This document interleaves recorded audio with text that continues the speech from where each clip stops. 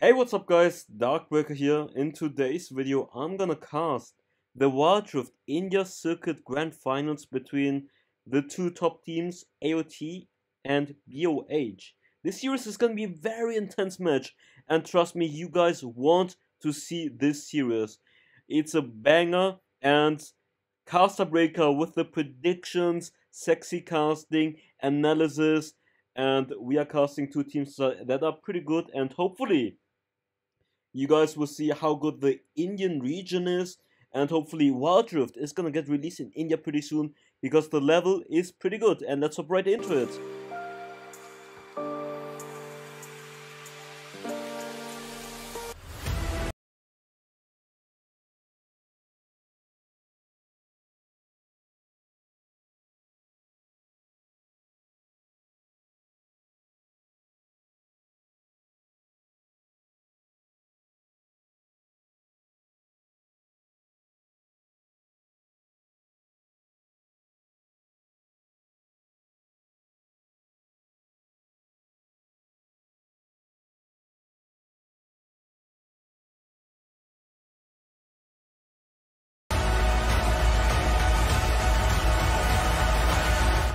Are we live?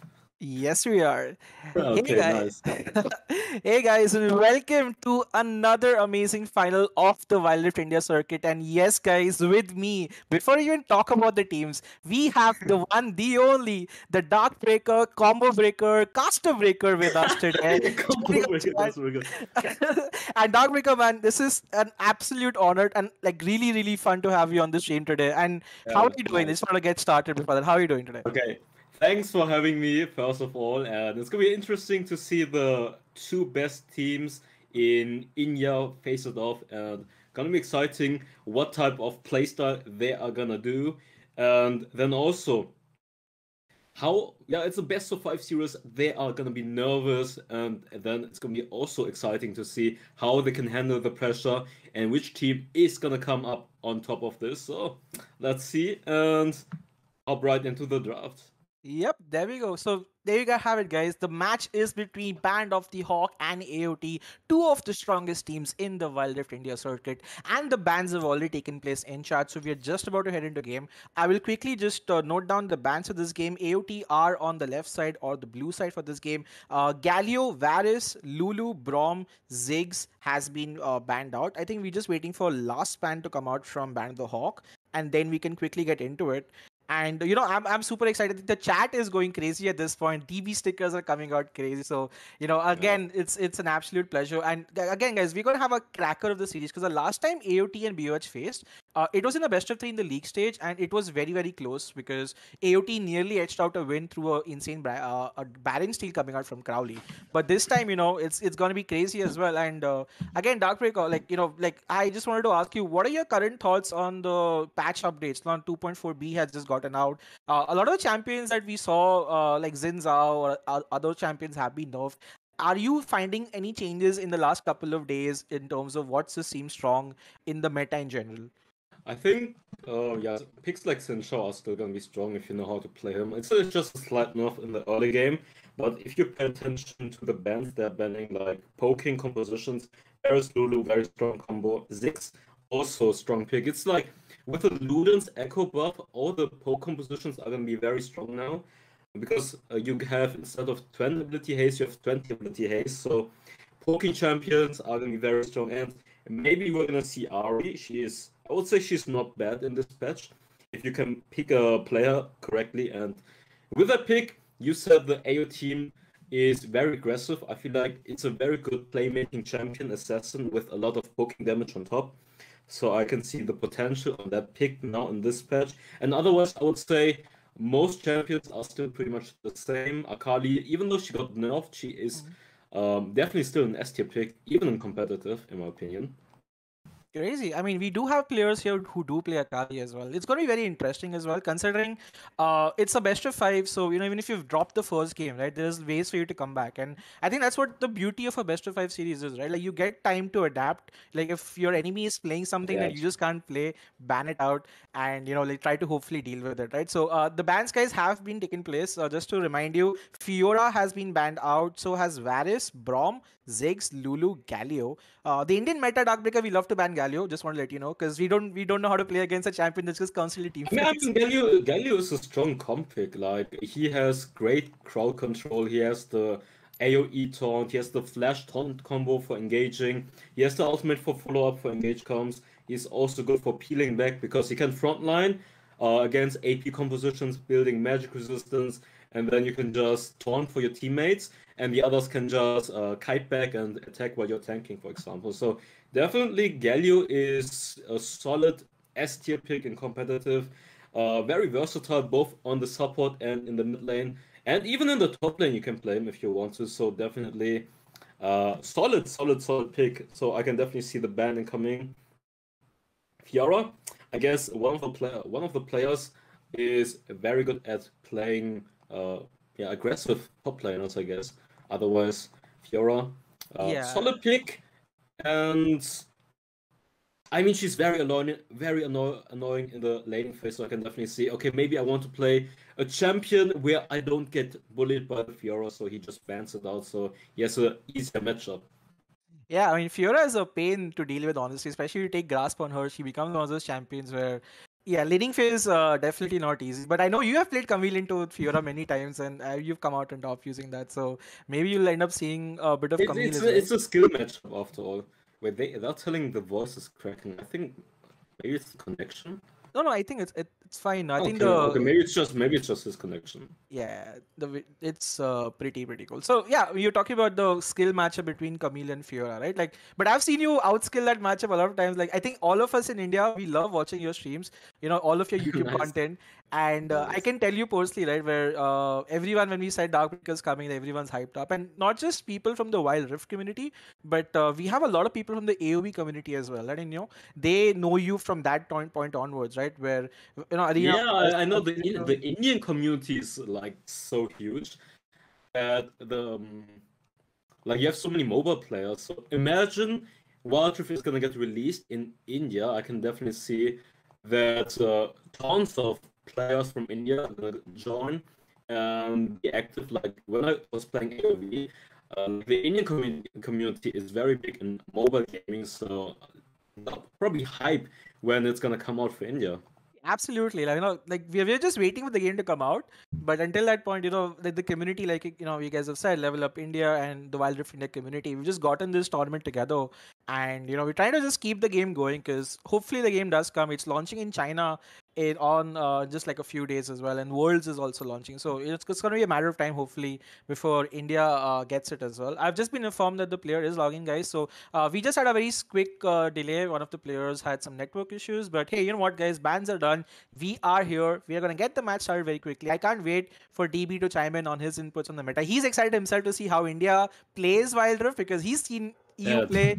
He's seen some bits of China, some bits of SCA, right? So this is his eyes will be on this game, and we're like just super happy to have you, right? So we'll just move quickly into the lobby screen until that point where we see all the 5 or 10 players are there. So on the screen, hopefully, let's just move that, and I can see everybody in chat is also very hyped about this matchup because we've been waiting for this for a really long time. The whole tournament has taken place over 10 weeks. We had 50 teams participate. We had 150 games played across 2 separate leagues, right? So this is where it all boils down to, right? This is the finale. This is where every 10 weeks of effort, right, all the 15-20 matches every team have played, they come down to this in this final best of 5, right? So nerves will be at their highest, and I can see already the last person, FoxU, is already in online, so he is gonna get started. But quickly, DB, I have been reading your tweets a little bit.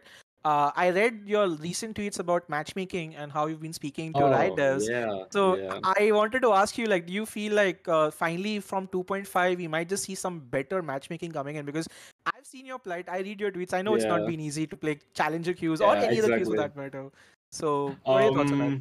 I would say like Like I've been in talk with the leading dev for the matchmaking is Joshua, and he is like really hyped, and he has been doing a lot of games, like matchmaking for a lot of games in the past, and like one of the ex-writers who was working for Wildrift is JCDM. Like he is also speaking very highly of Joshua, and they have been beta testing a new matchmaking system. So hopefully it's gonna improve the matchmaking for 2.5. And yeah, I mean I really hope it as well, because I'm not finding any games on my main account. So I'm trusting the dev that yeah, the system he's gonna implement for 2.5 is gonna work out as he's intending to. So the queue time is gonna be bigger or better. Match timing gonna be quicker. So also that the matches in general are more balanced. And yeah, Yep, let's see. absolutely. Yep. Hopefully, In you 1 know, month. you won't have to create 10 different Smurf accounts after you reach Challenger anymore. True, Hopefully. true. Not Alright. 10, but like 5. Like 5. Alright, guys, let's just get into game right now. Everybody is ready. Game 1 of the finals of the Wild Rift India circuit between Band of the Hawk and AOT is about to get ready. As we head into the draft phase, AOT is on the blue side. The bans will be shown on your screen right here. And in general, AOT's jungler Darkbreaker, he likes playing aggressive champions like Lee Sin and Xin Zhao, really in your face. So we might potentially see that come out from him this game. And AOT's jungler is more of a J4 Wukong sort of a playstyle where, you know, he'll play for the team. Gargoyle, tanky. Yes, absolutely. So I'm quickly just gonna wait out and see now that the bans are in the screen, guys. First pick coming out from blue side could be a priority support pick as well, because supports often get contested. But Gragas was left open in ban phase, and that's just gonna be your first pick. And Swifty and jungler, both the Baron and jungler both love to play Gragas, so. Could be a flex pick, right? What do you think of like Gragas in the meta? Because he's like one of those champions that you can play in many lanes, right? Yeah, I think he's very popular in the support role right now. Also can be used, obviously, tank Gragas in the lane, but I feel like with the nerf, his laning phase is definitely weaker than before. Still overall, flex pick, you can play him AP in the jungle, you can play him top lane tanky or support. Plus the AOT jungler also.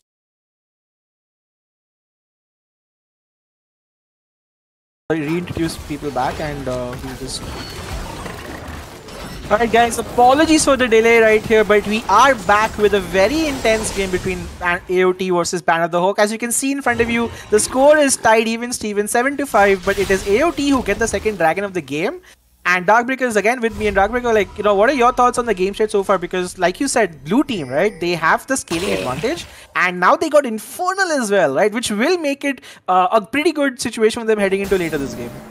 I think the blue side, if they don't int and they don't run it down, they should win this game definitely. Like, they are 7-5 and they have the scaling comp. They also have the Infernal Dragon, which is gonna benefit them so much. Yeah, and we can see already, right? They try to seize the mid lane and just instantly TF dies yet again. The TF is currently 0-4-4, but then yeah, the return kill happens. Lee Sin gets a kill back, but not bad saving his mid laner. But Volcanic. Yeah, Volcanic definitely not having a great game so far. This is one of the guys we touted as one of the best mid laners in the scene. Struggling on this TF pick right here, and he is an Orianna player himself, right? The fact that Orianna was picked against him does not bode well for him. But in a very even Stevens game, right, with Infernal also going to boot Darkbreaker, it does look like AOT are in a great spot. And can this Lee Sin be impactful late game as well? Like, we have to ask, right? Because we know that J4 is going to be tanky and will have some level CC, and Lee Sin will sort of fall off. But he says he seems to be playing his heart out so far. Like I said, Corki, Orianna late game, very strong. They have the Gragas, J for front line, and Nami for healing. But if the Corki gets caught like in the mid lane, then definitely the red side can still win. And it depends on Lee Sin trying to make plays happen. But the TF is gonna be, I feel like, a Twisted Fate that is behind in the early game, and he's 0-4. It's gonna be pretty useless in the mid and late game compared to Orianna. Yeah, and but Kai'Sa's doing fine. Kai'Sa's doing fine, gold, where she's about even with the Corki. Yeah, that she is. Actually, Kaisa, even after, being a death down, is actually doing quite well in the marksman lane. And think Foxwile, right? We've spoken about this guy being as one of the premier carries of Panda the Hawk. It's really going to be up to him to make sure it happens. And the next couple of team fights will really determine if, Band of the Hawk can come back, because they need a couple of good team fights to get them back in the game right now. Yes, they have a 1,000 goal lead, but like you said, the later leading goals, it's not going to count for much. And the mid lane siege is yet to happen, but there's a lot of wave clear happening. And at this point, the teams are looking to go top side. Kaisa could be in trouble right here. Gragas just instantly jumps on her, and this could solo be a kill. Can he get one back? No, he cannot. J4 uses his category. I think they can force Baron now. Yeah, they can definitely. Okay, they need to kill mid first. Yeah, they did use Nami's tidal wave right now to get the pick on the bot lane, but I think TF at this point. Okay, flank coming in with the flank does come in. Lee Sin uses ultimate onto the Gragas, but will survive. The Orion ultimate fluffs at this point, as Janna will survive for the skin of her teeth at this point, and Garen is also there. The Baron might not look like it might happen, Darkbreaker, but they. I guess just try to siege mid lane. They have the Orion and Corki. Yeah, they do.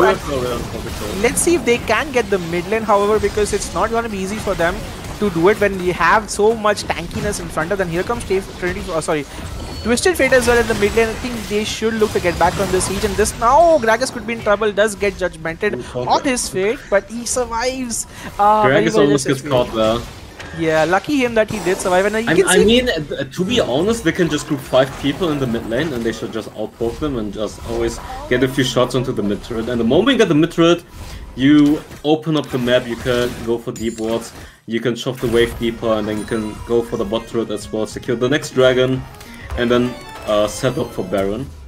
Yep, and you can see right now, right, Dragon is coming in just 8 seconds. There is no Janna ultimate, there is no TF ultimate, there is no Garen ultimate. But on the side of AOT, everyone has their ultimates, right? If this is a time for them to take the Dragon, now would be the best time before the ultimates get up. But let's see if AOT can push that pressure right now, because they do have a TF sitting with a gold card there just to make sure they can poke out at this point. And Nami does land a bubble to the Garen. The Garen is just too tanky at this point, and this is going to be a very close fight. I feel like this is a fight where, if one team wins it out, they might just end up snowballing it, because they could potentially get a return Baron off of this. And Blizzard is already down to half HP. Darkbreaker not looking good for AOT, but Nami should have her heals to protect her at this point. And Corki, even though he's roaming around, it does look like both teams do not want to start this. They realize the gravity of the situation. One wrong foot in this would end up probably costing them the game right here. And you can see a 5-man or a 4-man ARAM happening. They really want that mid lane tower before they start it's 100 HP. I mean, it's 100 HP. They do. Oh, can Nami to engage? Yeah, Nami to engage as well. As well. They get the mid laner. Yeah, they do get the mid lane here as well. And do you think this is going to be good? Is this queue for them to do Dragon right now? I feel like the blue side is playing the team fights not optimal. Like, it feels like they're playing a little bit too passive considering the comp they have. And now you can see another fight happening. Cataclysm does get used. Kaisa.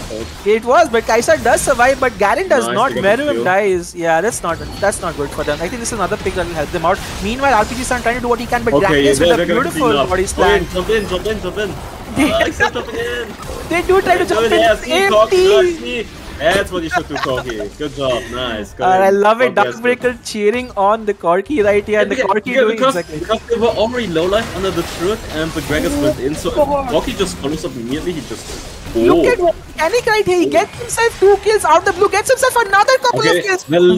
Wait, the Twisted Fate, I just said the Twisted Fate is going to be useless. He gets the oh my god, did you see that? 1v5 coming out from Volcanic, gets himself a quadra kill right here, Darkbreaker. Not bad. Hey, Twisted Fate, maybe need to nerf him.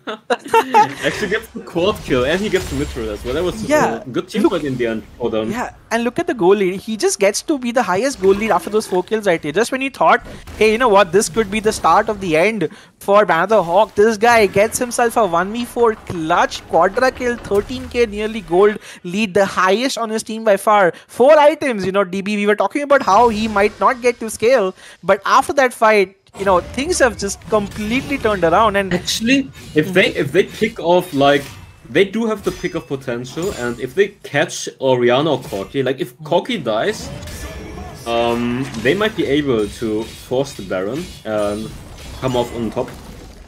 So it's gonna be interesting to see if because now with this much gold lead, he can basically one-shot like Orianna or Corki. Yeah, he absolutely can, and I think this is just about who can get caught with the gold card. Look at that, even on the Gragas, who's the most tankiest member, the HP is that he gets taken. Oh, that Orianna ultimate! Oh my god, that was so beautiful right here, right? The Nami into Orianna ultimate. This is the second time that they've done this. And this time they get the TF as well, so no more quarter kills coming out to them right here. You can go for Baron right afterwards. Yeah, let's see if they do that. But that one team fight, beautifully played by Stax and Blizzard, right? It was really very good engaged by J4. Like Jarvan jumped in, and then on top of him was the Orianna ultimate. Such a beautiful combination. AOT playing a proper teamfight comp, which is not something you see often from them, but they are executing it quite well, right? And with Baron going over to a team with Orianna and Corki DB, can the Lee Sin try to steal? Oh, Lee Sin is looking for the steal. Okay, just zone him. Oh, look at the zoning. No, he's gonna die. He's gonna die before. 3 people trying to zone him. Just make sure no way in the world a steal happens. And AOT get the Baron right here. And this could potentially be game 1. What a game, man. What a team fight composition. I mean, AOT playing that really well. And this could be the end, right, DB? This is now with Baron and a 5k goal lead. It's looking like... Yeah, they can just go 1-4, get the remaining bot turrets, yeah, and then siege in mid lane and bot lane, I guess. Like 1-4. 4 people in the mid lane, 1 person in the bot lane, and they should be able to even get 2 turrets. Like, the Corki Orianna poke is gonna be so strong with the Baron buff, and I don't think if no one gets catch or get caught off guard by having a bad position, there's no way they can defend the siege. Because Orianna Corki is just gonna run them down. They have the front line, very aggressive dive on Kai'Sa already. Yeah, they wanted to really make sure that nobody even can protect this inner tower, and they do have the Gargoyle Stone Plate and the Nami heal to prevent that. And like you said, they need a great catch, but AOT seem to be playing with the book right here, right? DB, they're not really gonna give away, misposition themselves at this point. And Orianna does use her ultimate to win again, but a 1-2-2 split coming out, DB, it does look like they will get the they're trying 1-3-1. They are trying to get all 3, trying to apply pressure on all 3 lanes at the same time. Yeah. And Nami ultimate coming out. They get the bot turret, the mid turret is almost down. With the next wave, they're gonna get the mid turret as well. And okay, Jarvan taking a lot of damage already. Yeah, he ended up rowing in the wrong way at this point. Swifty does use Gragas ultimate. Gragas ultimate very aggressively gives but they don't. The Orianna ultimate was used yet again, but let's see if it's able to get a lot of damage. No, it does not. Jarvan does use ultimate as well. They get the tower, but they lose people. Oh, the stun coming out. They get to kill. That was very aggressive engaged, but yeah, I think they can handle it, yeah. They can backward teleport, yeah, the minions are just gonna kill it anyways. But yeah, game 1. I mean, I did predict that they should win it if they just play it cleanly out, because the comp is just way better. The red side comp just really relies on Twisted Fate and Lee Sin to carry the early game, make plays happen, snowball, and then hopefully win the game before 15 minutes, or before 10 minutes, they should already knock on the tier 3 turret. Otherwise, there's no way they're gonna win it, because Jarvan Gragas, very tanky front line, Nami peel, like if she pressed the ultimate correctly, there's no way for them to kill Orianna and Corki, and they have so much poke damage. There was just no way the blue side should lose this game if they play the comp correctly, and yeah, outdrafted. Absolutely, I completely agree with you. They were not supposed to lose this, and they didn't lose this. Yeah, there were a couple of hiccups, and throughout the game, if you look at the goal chart, right, it's a very even-Steven sort of game. Yeah, it's a couple of thousand goal lead for the red team, right?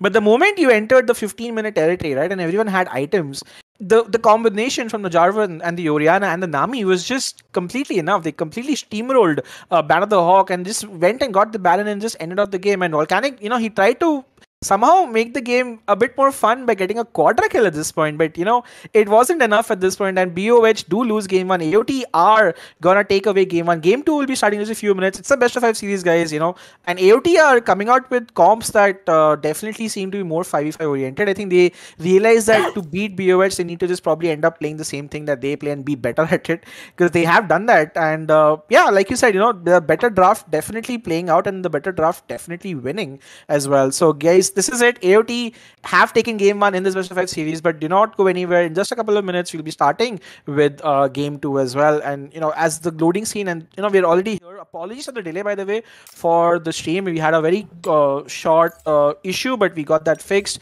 We're all good to go at this point, and let us know who you think is going to win the next game, right? Because it's a best of 5 series. It could happen that Band of the Hawk could make a comeback debut, right? Because Band of the Hawk didn't look bad. It's just that they just didn't have the draft that could end up winning them the late game. So that's something that I think we'll have to witness. Yeah, we'll see. We'll see how they're gonna adapt in the next drafting phase, because I feel like the red side comp is just, they rely too much on winning in the early game, and their only late game security is maybe the Kai'Sa. If she gets going, she can win the team fights. But the blue side is just so like, that's like, this is one of my favorite comps, and I think this is like one of the strongest comps, where you have two tanky frontliners. Like, you go Jarvan with the Gargoyle, you go Gragas with the Gargoyle. You have two very tanky frontliners. Then for support, you have an Enchanter who can peel. You can go Nami, Janna, Braum. Braum is not Enchanter, but Braum is good at peeling as well. And then you have two poking champions. So this is probably the most consistent comp. And going for aggressive Lee Sin Twisted Fate comp, or those champions, you basically are running out of time. Like, if the game goes past 10 minutes, each minute more, like each core item more, you basically lose the game. Yeah, I think. And I said it in the draft phase already, that the blue side is gonna win this. Like, if they don't run it down and go 0-10 in the first 5 minutes, you're not gonna win this game. Well, there you have it. Like DB making the calls from draft itself, and I completely agree. Like, it just worked out so well for them. Game 2, they'll have to change sort of things around, because the double tank, the double, the composition you said, definitely working out for them, and AOT as well. Changing a bit of their playstyle. Now they are very versatile in how they want to play as well, and if they've definitely went with a safe game 1 comp. And I have a very strong feeling, right? Because I know AOT as a team, right? They will play something fun this game. They want to play aggressive, because now they have the one game cushion or the comfort. And in fact, BOH will be under pressure right now, because they have to make sure that they can't give away another game lead, because that's going to be very interesting at this point as well. We are into the lobby, guys, just so you guys know, and we have a couple of minutes as well. And I want to ask Darkbreaker one fun question before we head to the second game. Darkbreaker, you have 4 accounts in Challenger. You play so well. Why are you not in an esports team? Oh, because I want to focus on, like, playing competitive is so time consuming, because every day you will have scrims for, I don't know, 4 hours or something. If you play 2 scrim blocks, so you play 2 best of 5s, and then making YouTube content and trying to stream at the same time and playing scrims, it's just too much. And right now, I think competitive is still in the beginning stages, so I don't feel like it's worth playing competitive, like putting so much time, like at least in the Europe scene. I feel like it's not worth. If you're just focusing on competitive only, then it's fine. But if you're trying to make content for YouTube, try to stream on Twitch and do competitive, it's just too much, and therefore I don't feel like playing competitive right now. So it's just it's not right now. Maybe in the future you might be. Maybe in the future, but I'm a boomer. I'm a boomer already. I'm come on, bro. Who has 4 accounts in Challenger who consistently gets on top? When you're saying you're a boomer, man. I'm a boomer already. So kind of hard. Against those young players, the 16-year-old prodigies. It's just it's just hard. You've played against some of these EU players in solo queue as well. So what are your thoughts on some of the best Baron laners, being you are Baron yourself? Who do you say is like in your, if you had to give a couple of people a shout out saying in the EU server, who gives you like the toughest time in the Baron lane? I think he knows it anyways. The number 1 is probably random. Like, he has, let's see, his account right now is rank 2 in Europe. Oh, is 80, it? It's random from Game Lords. It's an 80% win rate, rank 2 in Europe, 700 OP. This guy smurfs every game. He's probably, I would say he's the best Baron laner in Europe right now. Wow. And he's gonna be in the LAN event as well. And then otherwise, laning phase wise, who's the hardest? I would say in general Leon is very good as well. One of the best Baron laners, plays flashy champions, Lee Sin, Fiora, Camille, Pantheon Graves. So he likes to play aggressive Baron laners in general. So he's also considered one of the best Baron laners. But I don't play him too much because he doesn't play any ranked here. Ranks, he just plays scrims. I can't blame him. Playing ranked is not the best experience right now. I can't blame him. Such a huge miss for Random as well. I really want to see him play. I don't know if he ever streams or if he's going to play the LAN event. We'll definitely have to keep an eye out on him. I was talking with him, man. He has the equipment to stream right now. He has the Elgato, he has the adapter, but he is too lazy. He's too lazy. But I'm spectating one of his gameplays pretty soon because I've asked him, can you hook up the boy? Send me a gameplay so I can spectate it and I can use it for like a review. Nice. So yeah, he's if you guys want to learn from one of the best Baron laners, maybe if he's gonna stream, but he's probably gonna be too lazy to stream. But you will see him in the LAN event in 3 weeks, 3 weeks. He's gonna be in Stockholm competing for Game Lords. So it's gonna be interesting to see. Absolutely. There you have it. Darkbreaker, we already follow one of the best Baron laner in EU already. It's you. But thank you. So we'll just make sure. Actually, it's very interesting. Said that. I hope that I'll definitely follow his games as well. I'm also a Baron laner, by the way. I also played in this tournament, but I came third. So now I'm casting instead, and my team's happy about that. But it's just fun to get to know some of the best players to follow, because a lot of the Indian audience, you'd be surprised how much they watch you and Hells and a lot of people who teach about Wild Rift, right? So definitely something that they look up to, and also something that they get to learn a lot. So maybe it's like a boon for everyone that you're doing content right now, because I think that's what the community itself needs. Like, there is enough people who can do esports, right? But there's not a lot of people who do content creation and then do it so well, right? So that's, I think, definitely a plus point, having you being on that content creator bandwagon. Alright, so we are just about to get into game 2, guys. The bans have been done. At this point, I'll just spell it out for you. Nami, Galio, J4, Ziggs, Brom, and Gragas. And I think we are about to get into game 2, guys. Let us know your predictions, because it's going to be interesting. I will ask DB his predictions after draft, because he's always going to give me the most objective opinion at this point. But before we get into that, hopefully, guys, just a minute or more. So, Band of the Hawk just needs around a minute to get ready. It's a best of 5 series, so it's okay if you drop game 1. You can still come back in game 2. Enough games, we were 2-0 up and we lost 2-3. Anything can happen at this point, So let's just hope that we are in for an exciting series, because how teams adapt in games or between games is also testament of how good they are, right? If they can play better or ban better, right, then I think they also have a chance to go. And we are heading into the game, DB. Let's get into it. Game 2 happening. Hopefully, Band of the Hawk surprises us as well with a draft that they can end up taking to late game, or maybe they can do something crazy with the early game and never have to go to late, right? So I can see Camille is open, Carly is open, Lee Sin is open again, Sincho. And otherwise, what's a really highly contested picks like? So I think Camille being open and Akali being open usually.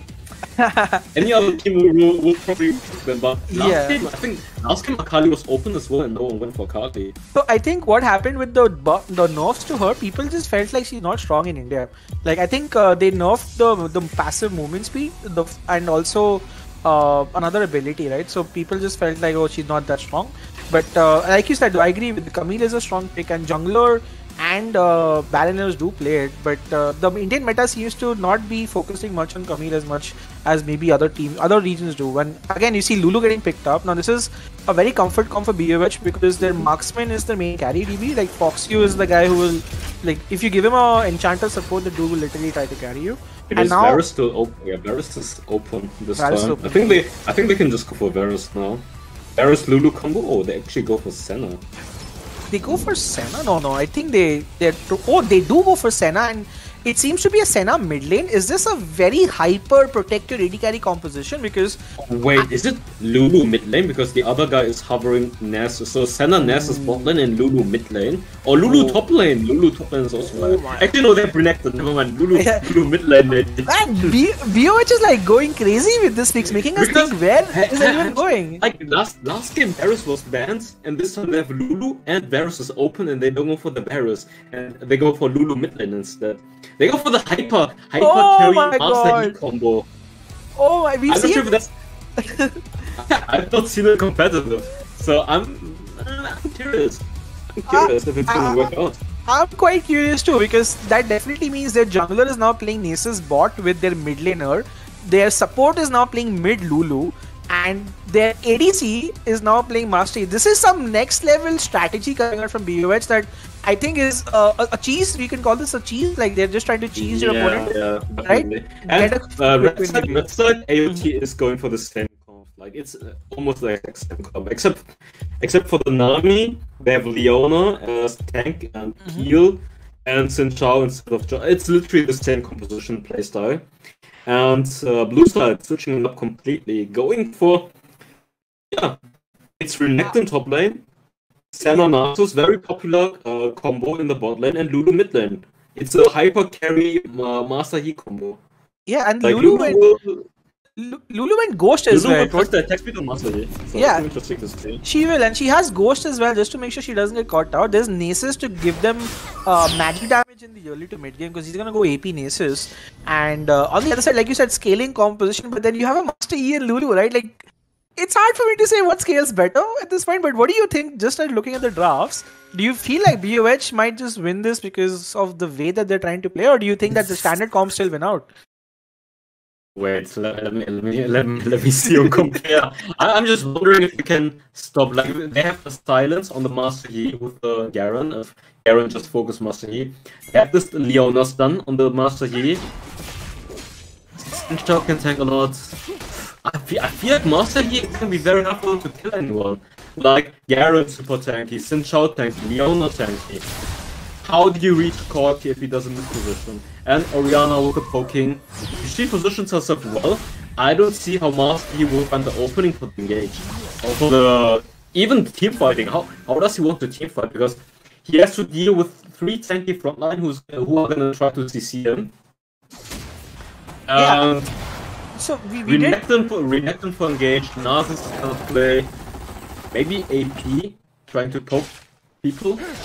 And I think AOT definitely want to fight these guys, because they're like, you know, the Master Yi is weak in jungle, let's go for it. But Renekton roams first, and you can see a fight happening DB right here, and you can see Foxy could get his first blood right here, gets the first blood, Master Yi gets the kill, he will potentially die in the process. No, not really, the red buff is insane, the kill is double kill going over, triple kill for the team. Oh my god. Oh, the steal is insane, another fight is happening, but this could be in trouble. Oh, never mind, it's a 2 for 2. Oh, wait, why was the Leona not there anymore? Did she back off while they're fighting? I wasn't... No, the Leona just roamed and she went into the Orianna. Yeah, she came late. Okay. Yeah, she came a little bit late, but damn, this is 2 kills to the Master Yi, right? Baron will be happy with this trade, won't they? Because they got first blood and they got... Xin Zhao went for the heart invade on the blue buff, and he missed the smite, just didn't get the blue buff, and then they just jumped on him, and Garen was later than the Renekton. Yeah, but this time they retaliate heavily with DB, because they go in for the Lulu. Lulu survives to a flash, a nice bit of E cutting here, but again, who gets the kill? They get another couple of kills. Oh, the Orianna also nice. Oh, this is huge. The rotation comes as well, and here comes shutdown. Who will the shutdown go to? It's gonna go to the Orianna right here. Huge already. Yeah, 3 kills. Yeah, you thought for a second, but Tia and Luden. She was Tia and Luden. Like not the full Luden, but she can already build Luden before the Dragon team fight.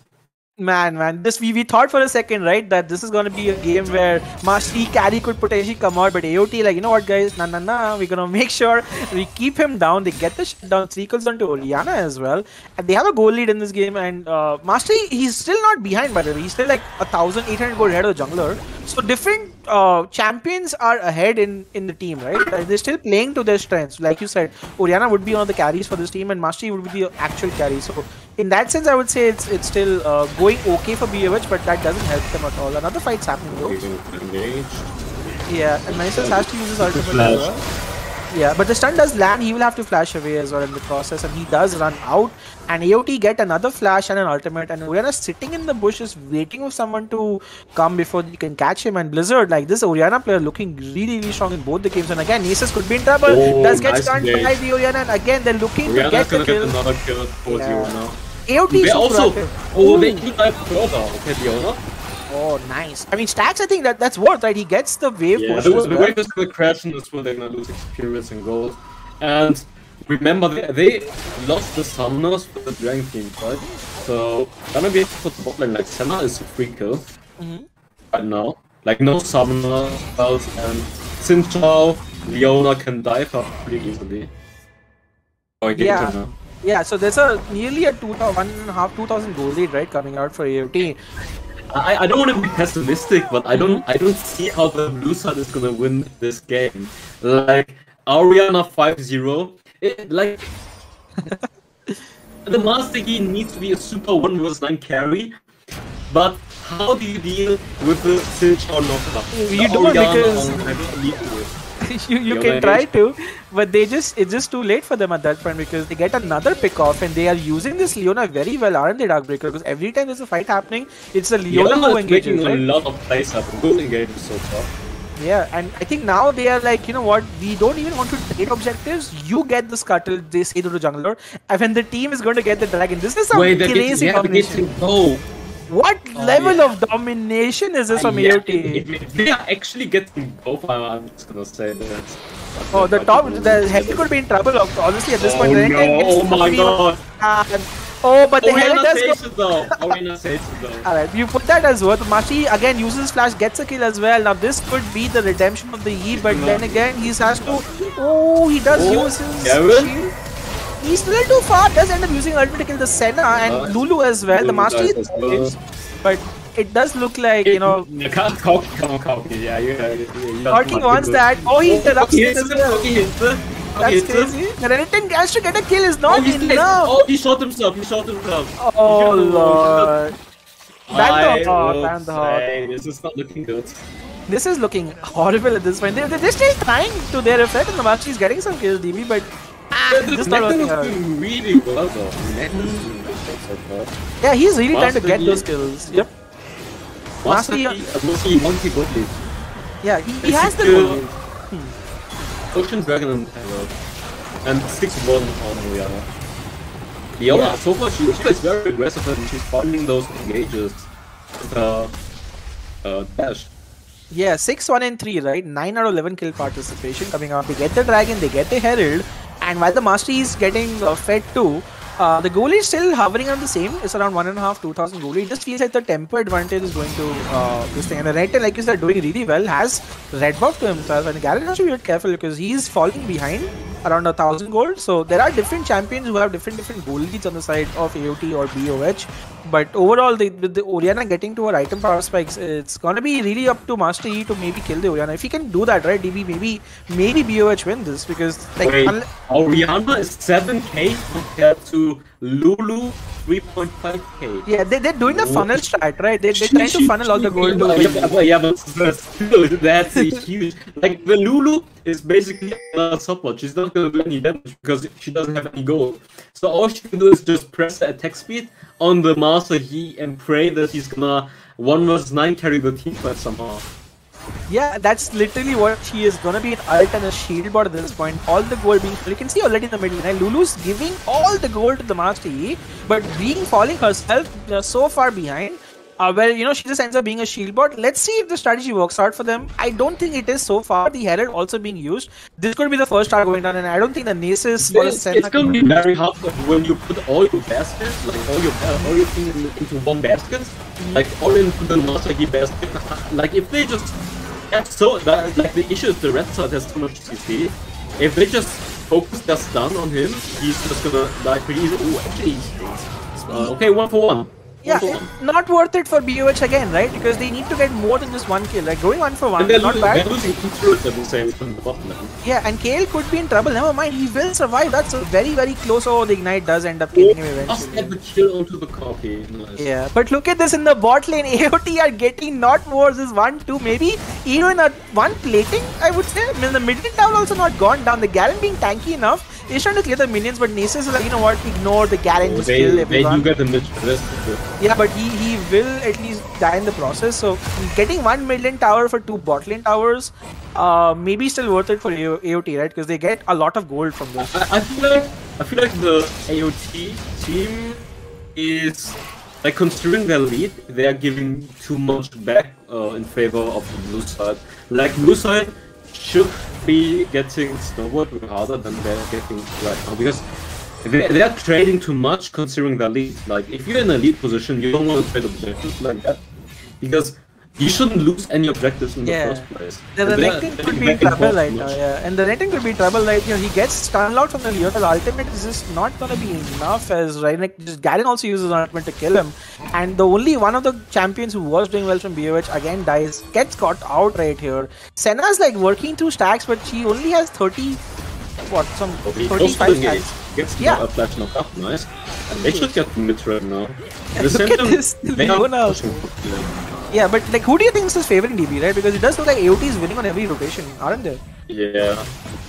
Like, every time BOH want to do something, AOT is doing it better. AOT is the one. Oh, maybe get the let's see what happens. Oh, the silence is there, but the auto attack is enough. He can get one more as well, has to slash away. Yeah. No, he doesn't have ultimate. He used it in the bot lane for the Renekton, right? Yeah. So, that's gonna be close, but still getting more kills onto the Master. He is 8,000 gold, the highest in his team. Gold is being funneled 2 items. Maybe he carry this. I feel like I feel like AOT is doing a lot of mistakes. Like, in their position, they shouldn't be giving so much back to the Master that he can even be 8k gold. Like, the gold is not that big. It's just 3k. It's just a 3k gold lead. We can see another fight happening. DB does look like they want to go after the Nasus and just instantly kill him. There we go. Just pops immediately. Oh, this is so bad for BOH. And it's Inferno as well. It's Inferno. Yeah, not giving that away. Mastery might just end up dying for this kill. Let's see if he can get it. But again, stealing against that kind of competition is not looking good. Let's see what happens. Renekton does use his ultimate. Here comes some Mastery DB. The Mastery goes out to the Orianna, gets flashed, instantly dies the Orianna and the Gunner. That's what I mean. They just, like, Master Yi goes in there, they just focus on me, just pops immediately. What can Master Yi then do? Even if Lulu presses all of the abilities from Master Yi, if they just focus on Master Yi, and that front line is not that tanky. Yeah, and they get the Infernal, you know, and BOH came and said, hey, you know what, let's do some cheese, but you know what, AOT were ready for it. Like, we love cheese, bring it on, you know, like, we love cheese, and they just dealt it so well. And now I think they're in a very significant lead, right? 4k with Double Dragon, Orianna super fed. The only time they lose DB, like, how do you think BOH wins from here, right? Like, maybe if they miss position, because it's not looking good for them. Like, I don't see a world where they end up winning this, unless, of course, maybe if they, like, they do have this route, they have the Renekton stuff. Maybe if they trap them to get Hockey or Orianna. But otherwise, with 5 vs 5, they're not gonna lose one single time. Like, they should never win 5 vs 5 now. And that's what they're doing. They're trying to send Lulu together, and this is Garen to being tossed. He does end up getting baited by the Mastery. Look at the damage to Lulu, and it's not enough. He ends up dying in the process. Yeah, he does get a kill, but it's a 1-for-1. Blizzard will use his honor to survive, and now comes Kale. Kale is like, you know what, I can be there as backup as well. And now Kale is in trouble. He does get dodge a lot of the things that Lulu. Leona and Orianna ultimate combination, they are able to get another kill back, and look at this aggressive Leona flashes for a kill. Oh, he had the wrong target to Renekton instead. Yeah. He could have killed. Who's Nessus? Yeah, Nessus. The one hit. Could have killed the Nessus, but they end up still getting that kill onto the Renekton, and the Leona and the Orianna still survive. So AOT, you know, they extend their goal lead even further. They get the first tower as well. And I think it's just a matter of them getting Baron at this point, because if they get Baron, then there's nothing a Master can do to stop that siege anymore, right? Until they get the Baron, maybe there still could be a chance of a comeback, because he has 3 complete Orianna, like, if Orianna doesn't miss position and stays really safe, I don't think there's a way for them to win. Like, the last team fight, the Orianna was kind of frontlining against the Renekton and took so much damage, but if she just positions herself behind her front line, Leona, Garen, Sincho. There is, like I said, the red side is just an outscale for free. They have the Corki late game, Orianna late game. It's the same like in the last team talk, and Leona Yeah. the opening again. Again, And this did you see the damage? Like Senna just popped immediately to get the Senna kill, and now they can just force Baron. they can just 0.5 sec triple ward coming out from AOT. A lot of synergy apparently, but they want to get to the base as well. It's a And- free Baron. It's a Yeah, free Baron. this is a free battle for them. The Orianna ultimate does Rihanna this. misses the ultimate. Rihanna misses the Oh, ultimate. I don't even think it matters, and I think they just want to get the tower and then go Baron, or they just want to get the mid in. They might try to go for tier 3, but I think they just go for Yeah, just go Baron. for Baron. Oh wait, they are doing something else. Wait, almost Oh, they're saying baiting, they're baiting. Okay. Yeah. Actually, they are gonna get the kill here, maybe? I'm not sure. Master Fox has to do whatever he can. Master gets the kill back. He gets the kill for the Put this with the Orianna. redemption. Put this with redemption. He's untouched at this point. The damage is here. Oh, never mind. The double kill comes, but he still dies, DB. Well tried, honestly, but I think AOT should have just gone Baron, right? They should have just gone Baron at this point. That was definitely too greedy for them to overstay there and trying to force the play there. And the Orianna just pops immediately to the Master. Like somehow the Master he jumps into 5 people and he still managed to kill 2 people. That's I don't know how he does it, but I guess the Lulu buff is just too strong on Master Yeah, Yi. I mean, this is scary, right? You saw a glimpse of what could happen if the Master Yi was left unchecked, right? If this happens another time and they get a complete ace, this could all but be over. AOT, yes, you're in the lead, buddy, but you all have to be a little careful against that Master Yi, right? Crowley himself plays a lot of Master Yi, so he knows the strength of that champion. I think AOT realized that Maybe if the red side AOT forces Baron, they get like maybe a little bit low from the Baron buff, and then they find the right collapse. Like Master gets one reset, killing yes. someone who got damaged by the Baron. So I think that's the only way they can win the team fight. But it's possible actually. True. And now the fight for Mountain Dragon is about to happen. 5v5. I think AOT should look to poke a little bit because, you know, they are champions. Yeah, they are the poke. They should poke more. Yeah, you see a 5v5 happening at this point, and you know, Nasus isn't double does die. Here comes Master Yi from the back. He's going to get So he gets the reset? Or he's just gonna die. Yeah, on 800 damage on his face as he looks to die in that process. Not looking good actually. Master Yi trying to do what he can, but still AOT you get the win, right? They get 3 for 1 and they might look to get the other kill as well. That's a 4 for 1, and this is going to be a comfortable dragon, potentially even a Baron. I guess, you know, you saw some potential of what BOH were trying to do, right? You know, we could see glimpses of what they wanted to do with this composition, but the early game and this Orianna and this Leona, right? I think specifically both of these champions definitely, you know, allowed AOT to win a lot of these early game, mid game team fights, and now they're just getting the spoils of war, right? I think if Garen only focuses the silence on Master Yi, he just counters the Master Yi immediately, and he's not gonna do anything anymore because he can't use his abilities anymore. Yep. And I think Leona as well, she also has to stun on Master Yi, and if Master Yi tries to jump in and gets a reset, he gets stunned, he gets silenced, and Garen ultimate through damage from top, he's just good no matter what. Yeah, and this is why we keep saying, right? Master Yi, if you want to play him in competitive, you know, there are smart people in professional, they know how to counter him with the champion picks and how you play them, right? And AOT is showing that even if there is a Master Yi, there is a way you can counter them. Oh, I mean, in some compositions you can try to go Master Yi, but definitely not against a team composition that has a lot of CC. Otherwise, the moment you try to jump in and get reset, you just get CC and then you can't play the team fight anymore. Yeah, and they are looking to go into Odin ultimate does not land. Yeah, but they will have to run away. This could potentially be the inhibitor tower for them. So good engage from AOT, good disengage from BOH. Yeah, but Dulu ult and Master Yi ult are still up. So maybe if they want to do one last Hail Mary, BOH can. And AOT are looking to I didn't even see the Orianna. I think she missed it. Yeah, she missed it when Zin went in. So they that's why the damage was not that much. And BOH were able to disengage at this point. But now with the mid tower going on, this Garen needs to be quite tanky to ready. This is going to be the mid inhibitor going down. He just tanks his face while he sees this happen. And yeah, like, well, the cheese didn't really work for them. DBM have to go back to game 3 at this point and hope to do something else. This game is definitely a win now for the red side. I am just wondering what's the answer. I mean, from the blue side, like, are they, like 2 times now they played the 2 tanks and then Corki Orianna. They also banned the Ziggs. I feel like maybe the blue side should also try to poke against both, because clearly the poke comp is just better for the red side so far. Like 2 games they play with income, they're winning it. Pretty easy, I would say.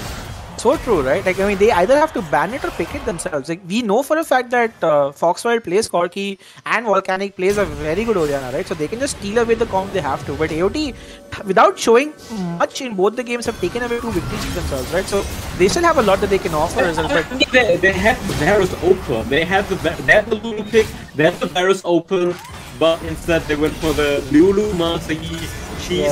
So, I think that's just a matter of like they tried to cheese, it didn't work out. Maybe let's see what. Maybe they're bringing something special for the next.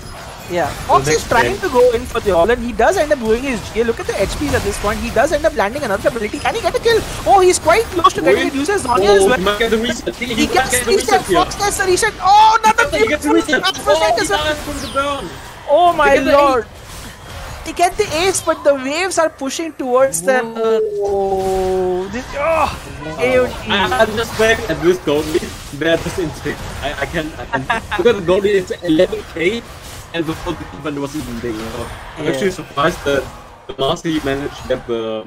Well, you think there's a possibility that they can maybe clear these waves and go for the Baron or the Elder. They're both spawning in 25 seconds. Maybe delay this game even further because there is still 20 seconds on the death.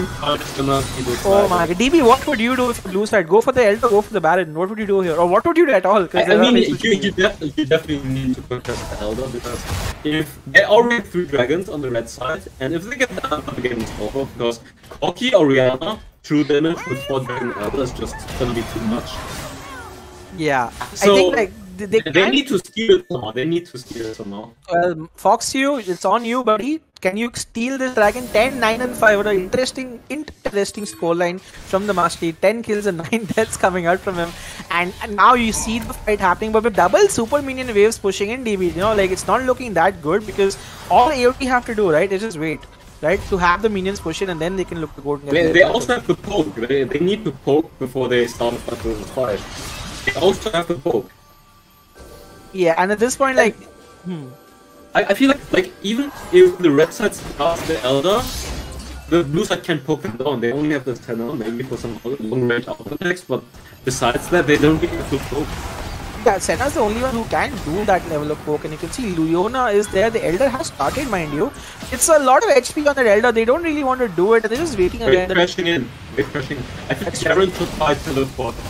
Oh, they get the catch. Oh, opening. And Orianna missed the ultimate again. Yeah. Kind of wasted. Yeah, but they get the kill on to Nasus, and here comes Mastery. He has to go. Trying to run on. Yeah, Blizzard is using on to buy time at this point, and Foxy also is there, but doesn't matter. The waves end up winning. Oh my god. Okay. Alright. So, yeah, that's why I said Garen with teleport can just split push. And with the big minion wave, someone actually have to defend it, and then he can teleport for the Elder. So I think he should have done that one. Yeah, and again, I think Orianna, honestly, with the early to mid game, right? Like, you saw what Marshvll wanted to do, but the better draft, not only won, but I think the players are playing the draft very well, aren't they, TV? Like, they're trying as much as they can to poke before they fight, and they're really focusing on so much work. Like, you see the Orianna's most goals, most kills, like the Leona found so many good engages, so definitely good tanky engaged support player. Yeah, absolutely. And again, the damage chart as well. You can see Marshvll tried to do a lot of damage, but you know, Orianna right there, so did the Corki, like, bringing in the same level of damage as well. And the BOH now are in a bit of a pickle, aren't they? Because they are 2-0 in the series, and you know, they tried the cheese to win themselves a game, but the cheese sort of backfired on them. And now it's gonna really be about how they come back and do a 3-2, a reverse sweep. It's gonna look not that easy for this team right here as we, you know, head into the next lobby phase at this point. But like, what are your thoughts? Do you think there's a comeback happening, or do you think like at this point AOT as players or as the way that they're drafting just seem to have a better idea of how to execute this BO5, because you know they seem to be quite comfortable so far? I feel like the team fights are not. I feel like the team fights are pretty close. So maybe if they go for a strong team fight comp, they can win it. So yeah, it's gonna be interesting to see if they can. Like, obviously the red side 3 times is the charm. They're gonna go for the same comp again. Too tanky. Like, tanky jungler, Wukong, Xin Zhao, Jarvan. Top lane, Garen, Garen. Gragas, Malphite, whatever, tanky. And then they banned Ziggs before. So Yes. Ziggs, Orianna, strong in the mid lane. And then for poking Corki. champions on ADC, then you have Corki, Varus as Varus. well. Yeah. They have their identity pretty much I set think they out at need this to point. match. I think they need to match the comps, like pro comp against pro comp, because so far the team fights, even though they had the inferior team comp, in terms of team fighting, the team fights were kind of close. If they go maybe team fight against team fight with a similar team comp, I feel like they can definitely pull it off and get one win. But the thing is, like, now they have to play under a lot of pressure as well, so they'll probably play a lot safer. AOT on the other hand are like chilling, and that's a team that they're like ex Dota 2 pros, DB by the way, so they've played a lot of international level tournaments. Now they've shifted to playing a PC game to a mobile MOBA game, so they generally tend to do well under pressure. But this new team, right, on BOH's side, it's like they're not that experienced in terms of playing competitive tournaments, so it's going to be really interesting to see if they can hold on to the pressure, because that's really going to determine if if there's even a chance of a comeback, right? Like you said, they have the comms figured out, and they seem to be executing it quite well, and they are in a position where they can just chill for a bit and just like hopefully get that done at this point, right? So yeah, let's wait and see. We have a couple of minutes to get back into it, and I think I will leave it to chat. By the way, chat, if you have any questions that you want to ask for Darkbreaker, anything about the meta or about a certain champion or about how you think about anything at all, feel free to let us know in the chat. And then we will hopefully get some this thing. Darkbreaker can break anything. Okay. That's one of the comments. So we wait a few minutes till we get some questions going in at this point. And on the blue side, I feel like this time they have to end up.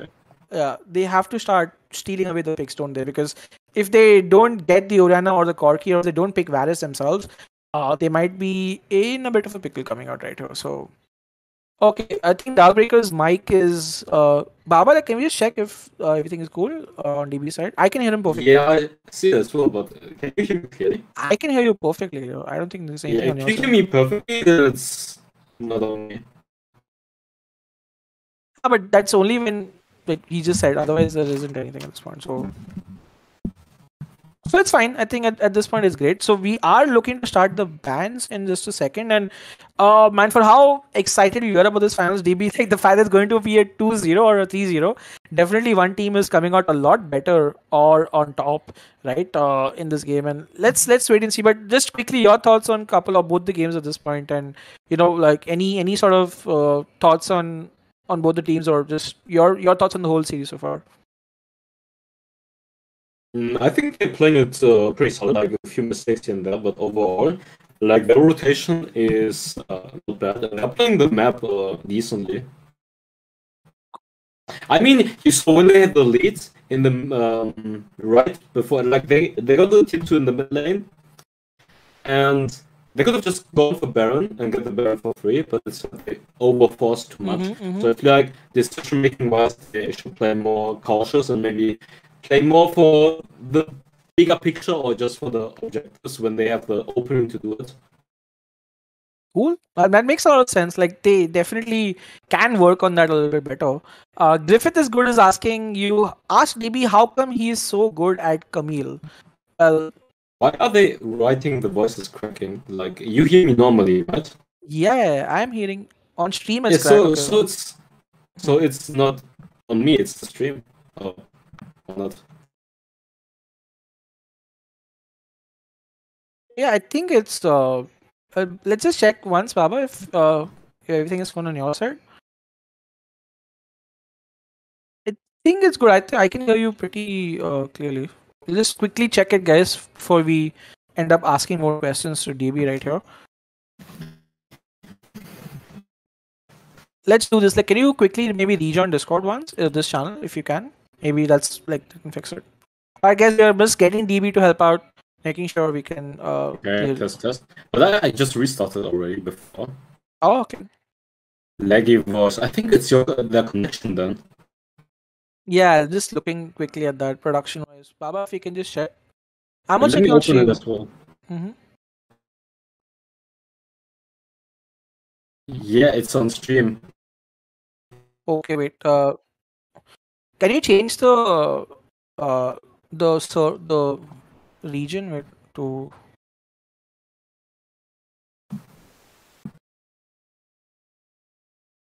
All right. Let's test this quickly.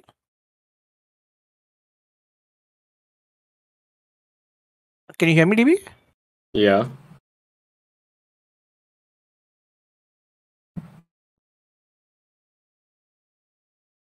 Cool, cool. All right. All right. So Test, the first. test. Very good. Very good. Okay, nice. First, the Yeah, first- stream settings. Camille question. Yeah. The guys want to see the Camille or hear the Camille Why question. are you so good at Camille? I mean, like. I mean, basically, you need to practice the champion. Like in the beginning, I had a really bad win rate on this champion as well. So you just have, first of all, practice the champion a lot, and then secondly, watch my guides because I made so many Camille videos by now.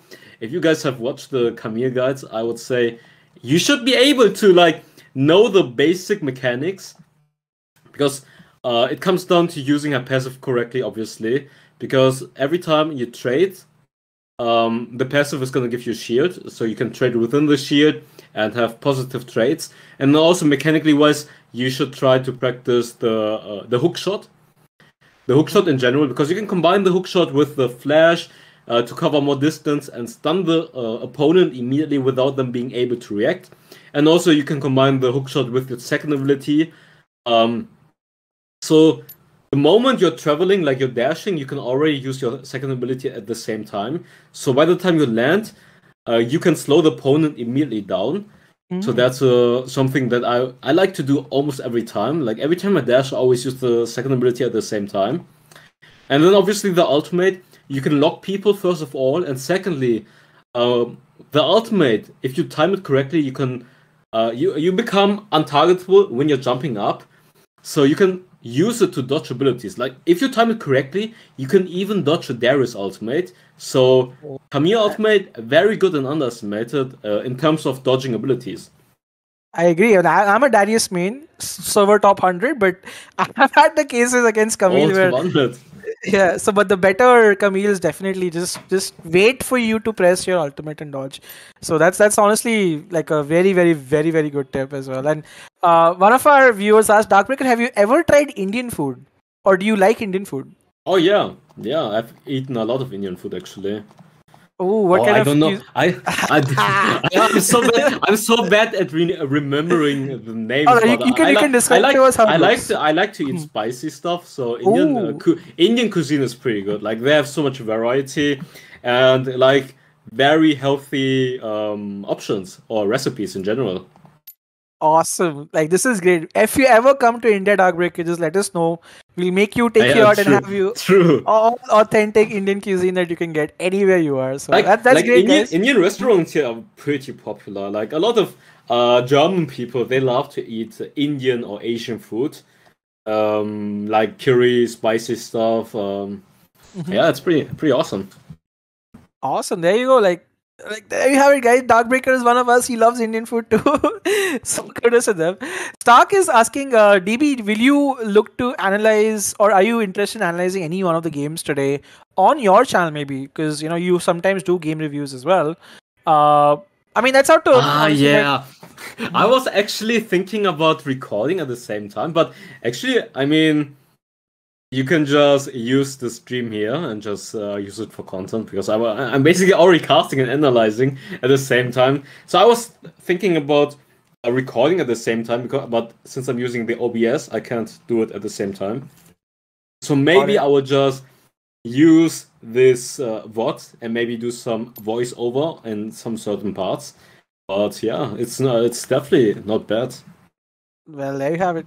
Great. All right, guys, we are looking to get into game 3 as well. 2-0 is in favor of AOT right here. We're getting to go to game 3 just now, DB. And again, let's wait and see what happens because, a lot of these games are being decided in draft. Game 2 was honestly a bit of of a cheese attempt from AOT, but now a cheese attempt from BOH. But let's see if they change the stats again and go for something standard, because we are seeing the Galio bans come out yet again, and Nami bans as well, Ziggs ban as well. But the Corki, the Orianna, I think those are the very contested picks, right? If they get those two again, then you can build any comp around that. Like you said, the double tank with Gragas, J4 or Renekton or Garen. There's so many options that you have. But Garen is also banned out and Orianna is also banned out this time. So maybe something different might come out from the other teams.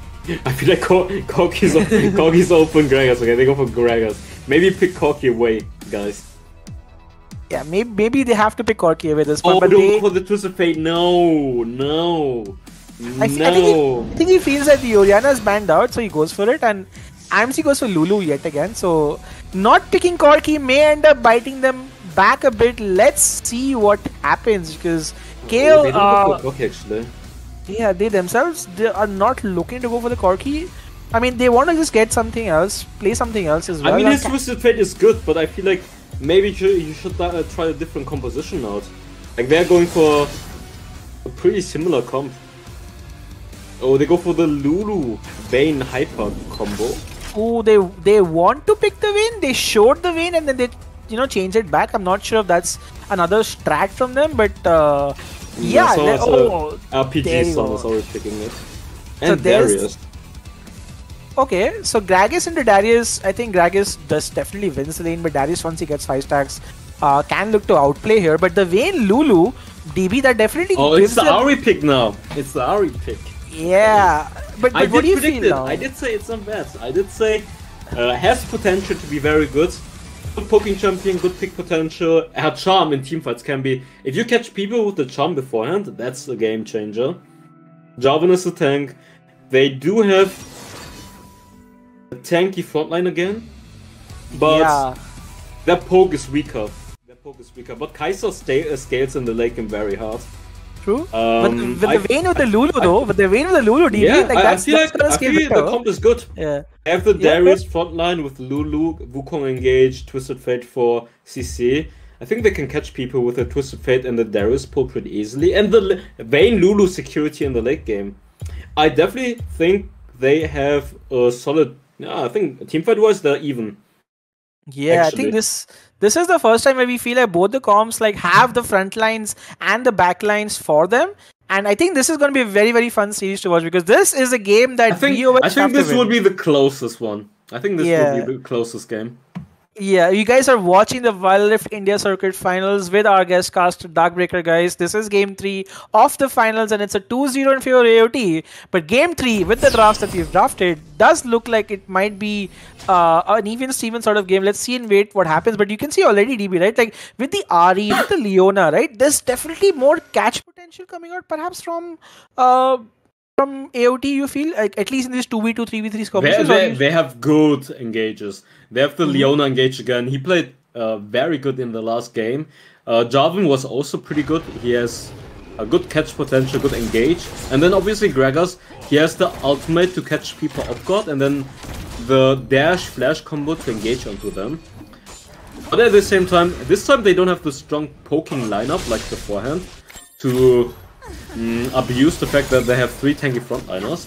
But Ahri, she does have solid poke, and at the same time, she has the catch potential.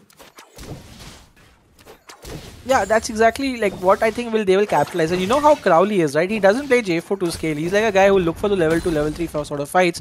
And Gragas and Darius matchup, honestly, like, I think if Gragas can keep distance and just keep poking, right, he should be in a good spot, right? And I think we might be in for one of our most standard early starts where both the teams aren't looking to do anything crazy. In fact, just waiting for perhaps an opportunity where somebody's caught off guard. But the Vayne Lulu, right, they just want to scale, don't they, DB? Like, they don't really want to fight early. They're happy just getting into even farm. And, you can see Leona roaming just to make sure they point out where the jungler is. They do find out. And we may see the first fight happening around the Scuttle Crab, because J4's coming in for as well. Well, I think at this point, the bot lane is where the fight is going to happen. But they're just going to trade. Yeah. He goes top Scuttle. I thought for a second. Darius is getting kind of low, to be fair. Yeah, I think he could be in trouble as well. Yeah, and Swifty does have his honey fruits as well, so does the Darius, but I think he just wanted to push it out and back away, which is what he's exactly doing. And scuttle trays do tend to happen, so again, not that bad for either of these teams. Twisted Fate is getting caught in the mid lane. Oh, Nice. they do. The Leona roam, the flash stun coming out instantly gets the Twisted Fate, who ends up blowing his flash in the process, and first blood goes over to AOT yet again. Volcanic in the last TF game as well. He was struggling in the early game. It's a repeat for him as well. And this Leona from Stacks, honestly, playing some MVP level rotations, I have to give him credit, right? There's game after game, he's always rotated quite fast, and that's able to get his team onto some of these kills. Yeah, he's definitely playing really well on the Leona pick. Last game and this game already. Finding the roams and the openings for the engage. And so far his engages were on point. Like every time he engages on someone, the person is gonna die. So they have to worry and position themselves pretty safely. Otherwise the Leona is gonna engage again, and then they just end up dying.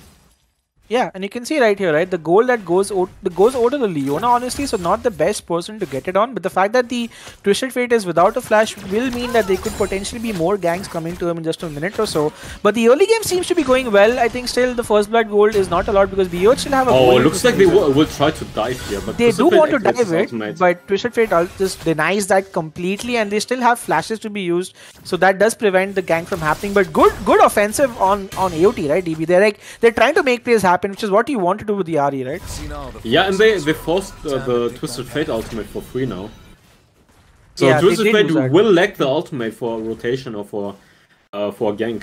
Yeah, for the Dragon or the Herald fight at this point, it will not be there. Stacks does want to go, and he does manage to land his third ability, but will not Pretty follow up. aggressively. Inferno Dragon is up for contest right now, so Spicy Dragon up for contest right here. 8 this seconds to team go. fight will be very interesting to see if who's gonna find the better engage or the better catch. Yeah, and you can see already, right, the Gragas is rotating faster. Gragas is slow on the rotation right here. It depends on who starts it first. They do have Scuttle Vision as well. And Fox wants to back at this point, so it will be delayed for sure. So again, team is playing very safe at this point. Do not, want to start it out immediately at this point. Darius takes some trade in the mid lane. Ari ends up using her ultimate. He has to use his flash and his barrier. He's out of summoners.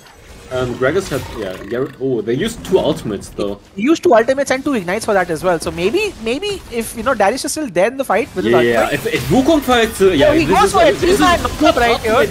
Triple, no, yeah. So he ends up dying in the process. Here comes J4 as well. Leona engaging ultimate, that's big. Yeah, that's pretty cool as well. Meruem also dies in the process. It looked like a great start for BOH, but the return damage coming out from AOT seems to be good, DB, because they get a couple of kills. But look at this. TF is alive, and we've seen what he does when he's alive. He got a quarter kill last time. Can he go again? Oh, the flash! He missed the combo. He missed He'll get the kill.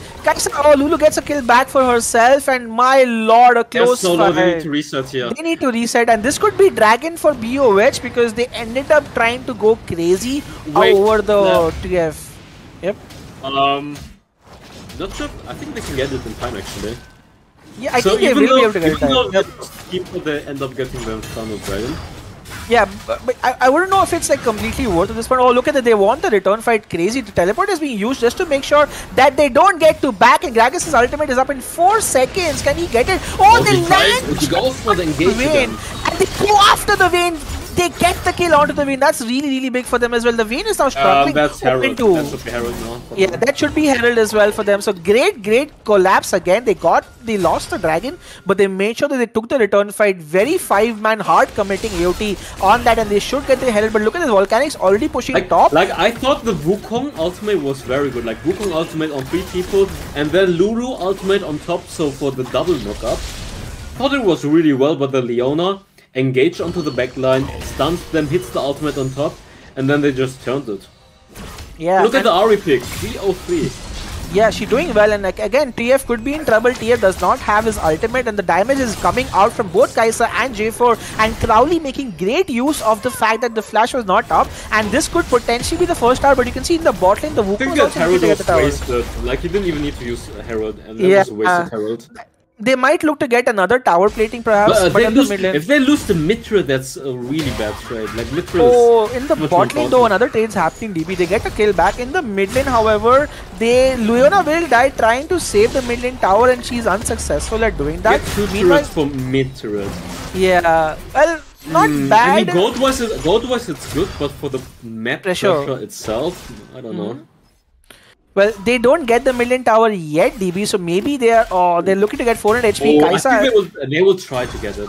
Yeah, they should look to get it. 3 more autos to go. There you go. There you have it. The tower does go, but I think while sticking for this, the Vayne will have to use her flash and use her condemn as well. So it's gonna be interesting to see what will happen without a flashless Vayne in the next team fight. Vayne 5k. Vayne is 1k got behind so far. I feel like they do have a good wombo combo.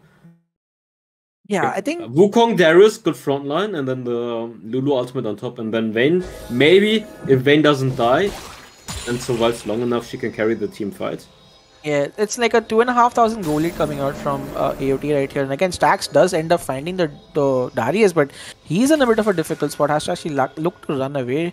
The mid lane is gone, like you said, DB. There is a little bit of an open map, and another great engage from the Wukong could potentially meet B that BOH could win out a team fight. And they're just looking to push mid as a 4-man. And at this point, will the collapse look to happen? And oh my god, DB, okay, now let's see what's gonna happen. TF gets used right here. Leona flashes as well. They get a kill onto the Wukong onto the Lulu as well. The J4 ult, they look to disengage, but here comes Ari, gets a kill onto the Wukong. Ari's just gonna clean them up. Yeah, they are just gonna complete them up completely. They get a kill onto the Vayne as well. There is a gold card from the TF, but there is not enough damage that is coming out from the team BOH because they're able to get...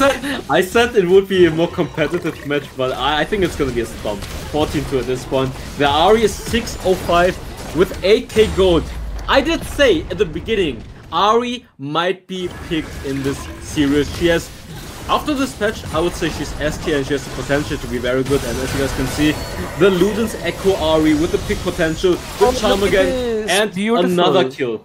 That charm leads to instant damage and death, and this is the part of the Ari, like DB kept saying, you know, like this is looking like a storm completely. And again, AOT just seemed to be in their element. Such a super strong performance coming out from them. You know, we were all expecting this to be a close fight, but AOT simply have gotten their, you know, A game on today. And now with another pick off onto the Vayne, that's a 1-4 Vayne. She is struggling behind the Kai'Sa, who's 1,500 or nearly 2,000 gold ahead of her. The Ari is like 606, and this could be a free dragon, right, DB? Because there's no way in the world BOH want to contest this now, because I don't think they win anymore, right? They have to scale a little bit more.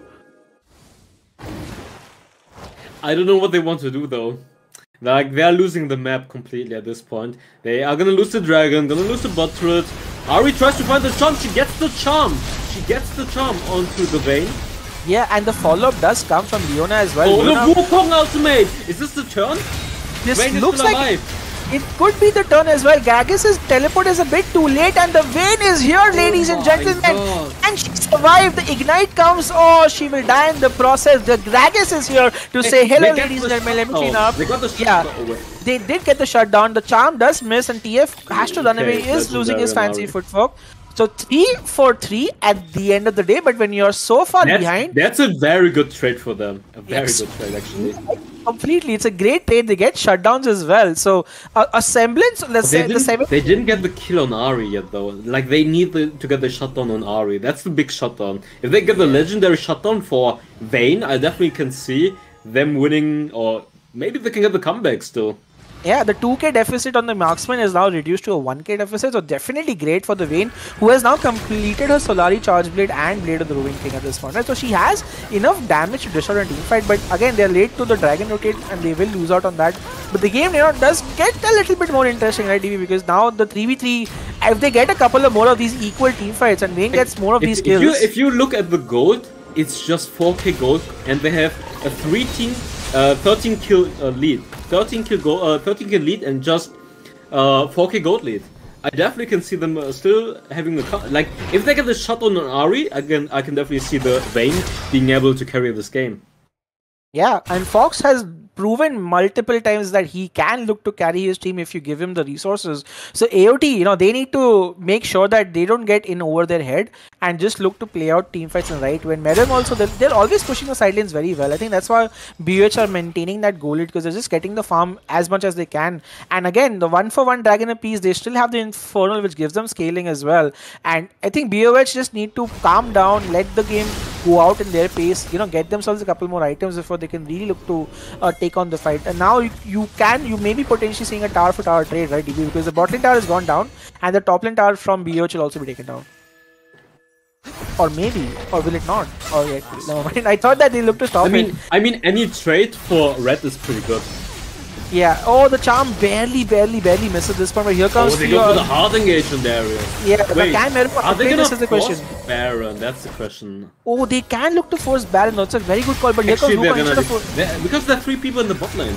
Yeah, but look at how tanky they are, right? Yeah, look at how tanky they are. They're knocking on the tier 3. They're gonna get the tier 3 though. Yeah, so they lose the trade for an inhibitor turret, and at this point you can still say it worked. Maybe it's worth, maybe it's not. Oh my lord! Yeah, he needs one more EQ to dash away. Does he have to? Oh, he doesn't have the mana. He doesn't have the mana. Oh, look at what's happening. Oh no, what's gonna happen here? At this point, the charm does land. Lulu dies in the process. Vayne no is mana. No mana. No mana. Vayne, she shouts in the chat screen as they get the Vayne kill as well. And oh like my! They lost the tier 3. I think maybe they could have rushed the Baron. A 4 versus 2. 4 versus 2 at Baron and 3 people in the bot lane. Yeah, might be risky, but at this point you have to take risk when you're so behind.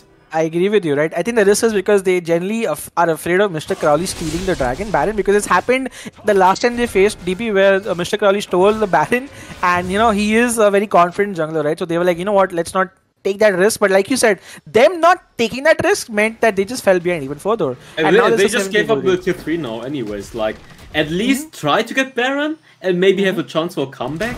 But now you just gave up the... Ooh, they're gonna catch the Vayne here. The Lulu ult is there to make sure she survives, and she will not survive. The legendary is legendary Ahri. Oh my lord, that's great coming out. Blizzard being the MVP of this series this game with the Orianna, and now with the Ahri lands charm after charm after charm. The Darius has stone plate, but it doesn't matter because charms break stones apparently, because now they get 3 more kills on their side, and this could potentially be Baron. 1 more kill, another charm. This guy is just too good at landing them. Wall has to flash away. Blizzard is tunneling a little more than he should. Over. Wukong is gonna collapse. He might die here. Yeah, I think at this point he's just... Yeah, he missed the charm. Oh, this is shut down. He should have landed it. Oh lord, this is gonna be greedy. He had the perfect game. 11-0-10. Went to greedy and gave shutdown. Oh god. So again, the shutdown does go over.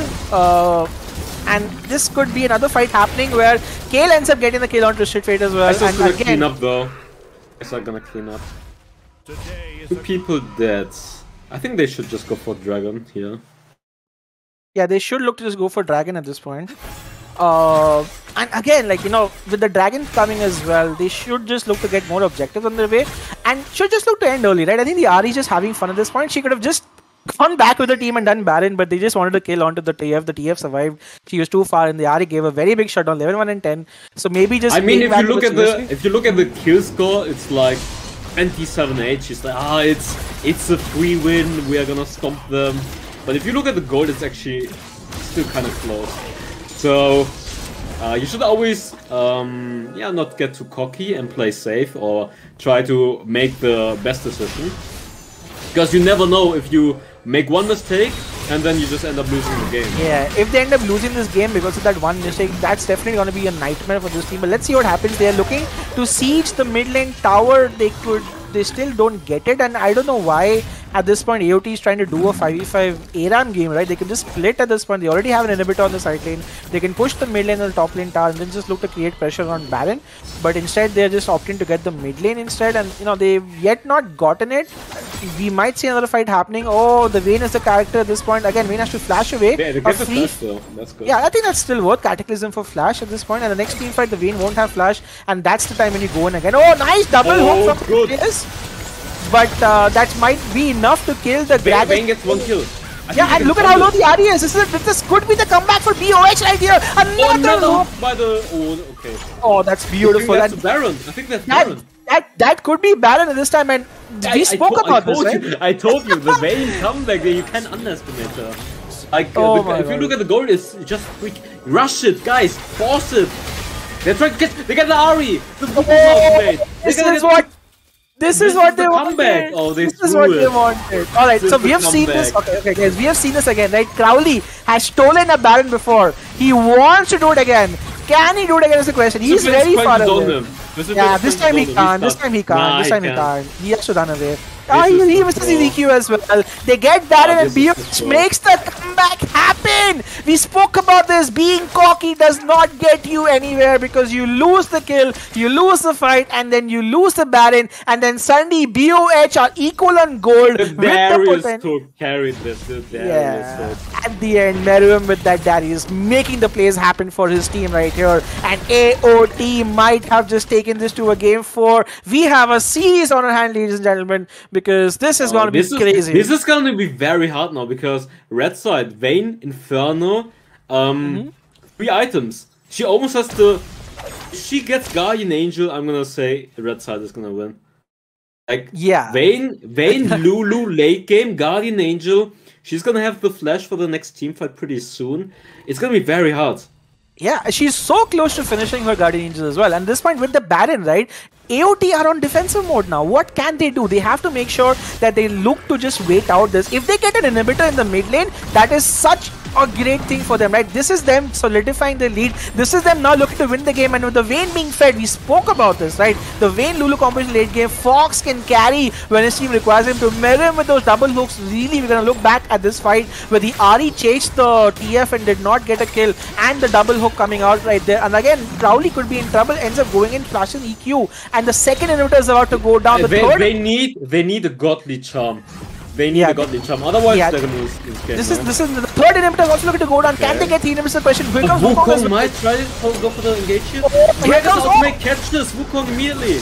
Another beautiful stun onto the carries, and Vayne could be in trouble. So could the Leona. The Gragas, the Wukong will die in the process, but the Leona is as well. 1 for 1. It's over. They're gonna get the Q3 though. Yeah, Vayne is still alive. Vayne is just damaging for free. She's still alive. Yeah, this is so bad. This is 3 times down. They don't even have to fight anymore. They can just go back and fight the Elder. They got this. No.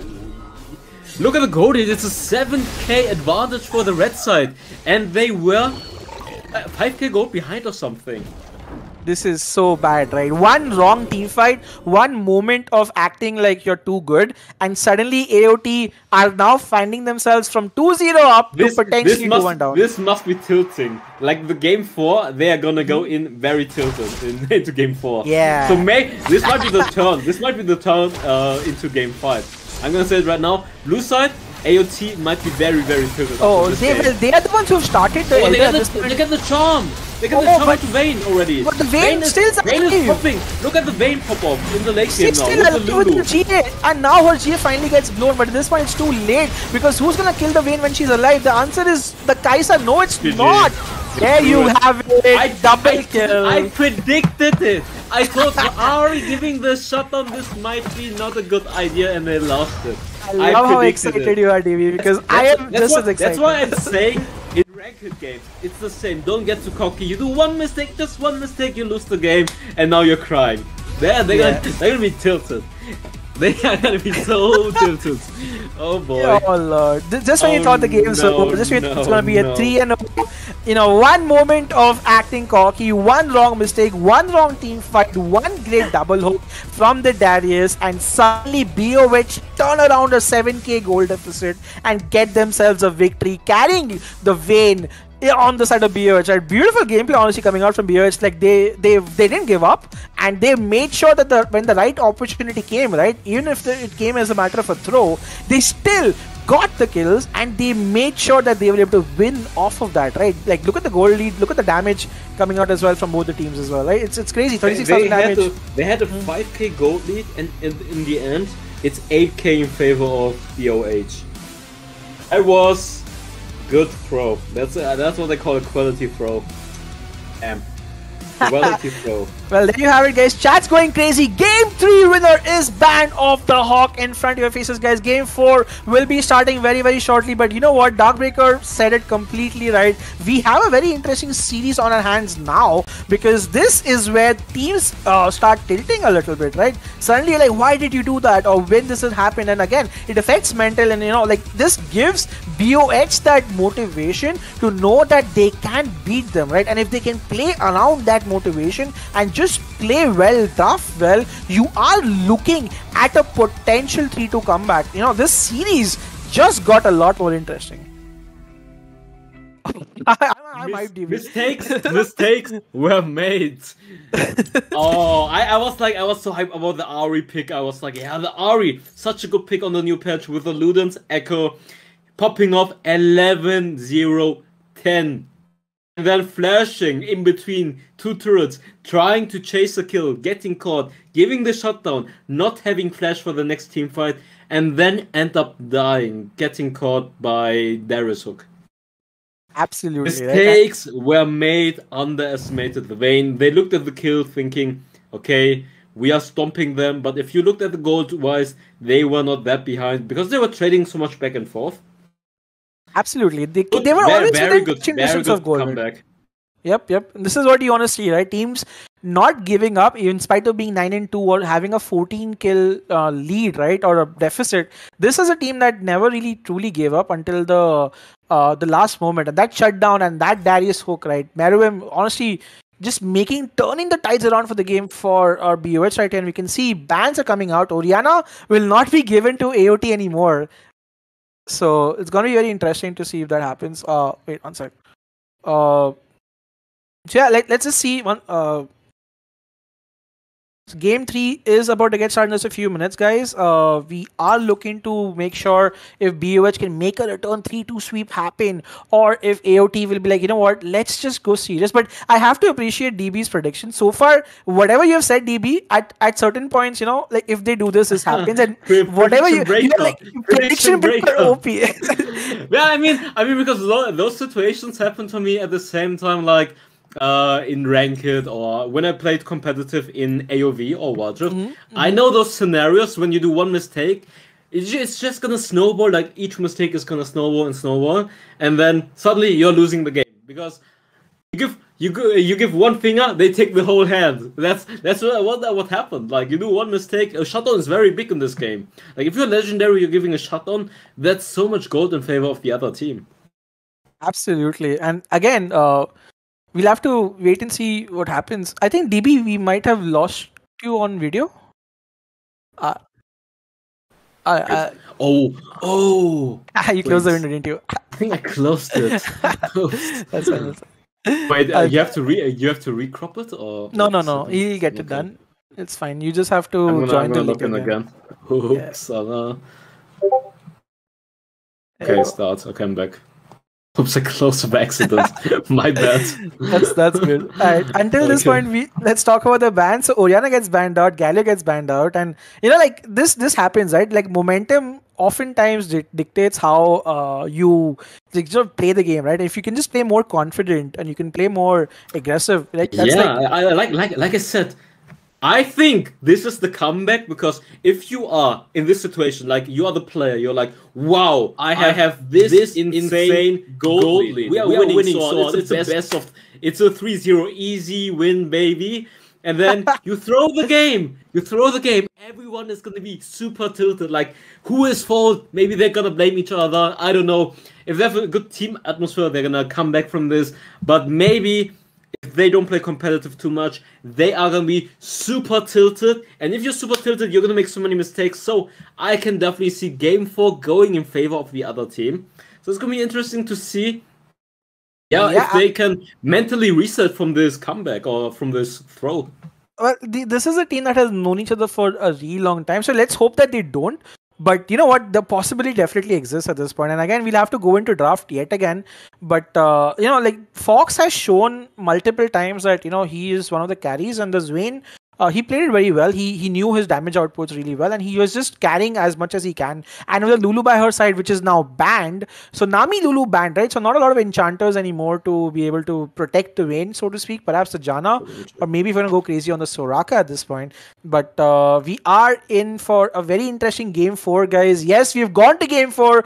Ash to surprise of many people who thought that this could be a clean 3-0. AOT deciding to throw, honestly, after having such a great goal lead, and BOH catching the throw and saying thank you AOT and getting that victory for they're themselves. writing Echo.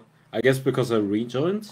Or maybe I should... I guess it's the stream. Yeah, it's fixed now. It's fixed. It's fixed in 1 sec. I can hear you on stream. Alright, Drag is getting banned out as well. I feel like Varus is open. No one is going for Varus. I'm so surprised. Like Varus is one of the most contested picks right now. In game 1, they banned it. I was like, okay, Varus. They see Varus is a good pick. They are gonna ban it. But now the games, it's not banned. No one picks it, and they actually get the Lulu pick. The Lulu goes open, and they have the Varus open, and they never go for the Varus Lulu combo. I kind of agree with you, and I feel like these two players do play Varus, but it's one of those picks, you know. I mean, in general, just Varus on Varus. Yeah, I think AOT is more likely to pick it. I think never mind. Yeah, Nami Lulu's banned as well, and I think the priority right now, right, seems to be for Corki and Kaisa, because I think these are players that they just have played like thousands and thousands of these games on that champion, so they're very comfortable. Like Kale himself is top 50 server Corki. He actually was the only Indian who reached Challenger in SEA. And on the other side, you have a Grandmaster player who's currently Master tier. But Fox is also a great Varus and great player as well. Like I think it's just like they seem to be a bit comfortable playing these champions that they've played a lot longer. But let's see if the Vayne does come out. Sorry, the Varus does come out right here. But we are 4 bans in, and the 5th ban is going to be the Gragas at this point. And so far, Varus is also, I mean, not Varus, Camille. Camille open, no one picks it. Like in the jungle open, in the top lane open, no one picks Camille. Fiora also open. Like she was banned in the first game, she's open. Fiora, you might see it today. Fiora, you might see. Swifty is a great Fiora player. Meruem doesn't. So AOT is banned in her. Is a very his most played is Fiora. If you look at his profile, right? If you open it up, it's like I'm just wondering if they're gonna switch up the comps now. I think they might switch up the comps. Let's see what happens. But going like Crowley playing the Jarvan 4 today and the tanks today is just basically a testament to him saying, I will not play. I will play what the team needs me to do to win. But you know the team has to be the one to make this happen. And like, I'm just waiting for the last man to come in. It's going to be the Ziggs as well. So Orianna, Galio, Nami, Lulu, Gragas, Ziggs. These are the 6 bans. And I think the Garen is up as well. A lot of champions are up and available. Camille, Akali, Varus. Let's see what happens, because we are just about to get into game 4, guys.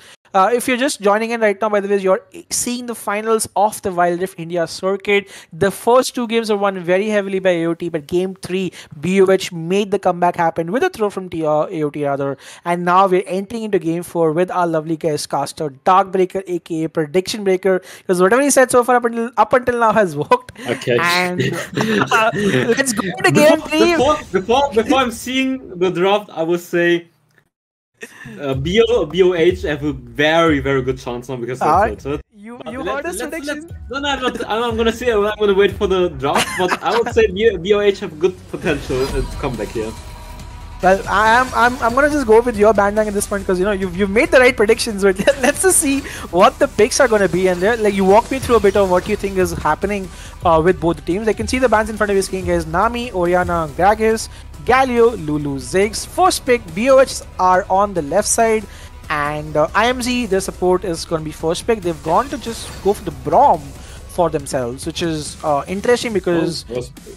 Yeah, this does prevent Stacks from taking Leona, right? Because, you know, they do like to play Leona a lot, and Braum just does very well into Leona. What do you think of that? I mean, there's just so much stuff open that they don't go for. Like Varus, Camille, Fiora, Akali, what else? Oh, Sono Seraphine combo could be played as well. They don't go with one single time so far. Yeah, this time the Wukong has been taken away by Crowley, right? Oh, they do have the boot now. They have the poke, yeah. I mean, and they have the Renekton as well. The Garen's still up. It can be picked by Swifty in response, and you can see instantly just going for it. And I feel like, again, could be the few. Playing mind games, Swifty. Swifty is, I think he just like, if he can go Fiora into Renekton. That's such a good matchup for the Fiora in the ultimate game, right? Like, because you can just keep trading so well. In general, I would say, actually with Fiora TF, they have so much side lane, right? Yeah, side lane power. Side lane power in general. Like, they collapse on Garen, on Renekton so often and get the Fiora going, and then she can snowball. But yeah, they're both going for balance comps, like very tanky compositions. Ezreal, Ahri for damage on the left side, and on the right side we have the Twisted Fate and Kai'Sa as damage dealers, main damage dealers. Yeah, both of them have balanced comps, but if you head into late game, like I would end up favoring the red side, right, a little bit, because the Garen will be a lot tankier. I'm not sure. I think it's hard to say, because Ezreal late game very strong. They have the Jarvan Renekton as frontline versus Garen Wukong frontline. I would say equal. The Wukong CC is pretty good. It's hard to say. I would say it's pretty even. Yeah. Comps. So basically on the comps, they seem to be even, but on momentum, like you said, BOH are riding on a high because of the last game.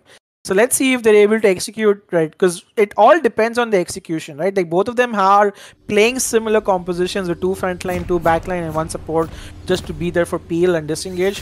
And we are in for game 4, guys. This is the tournament sponsored by TGT Esports Hub, and Naughty King. So thank you so much for our sponsors for making this tournament possible. You're watching the Wild Rift Finals. Game 4 about to start, Darkbreaker. And you might see a Braum invade coming out from BOH right here.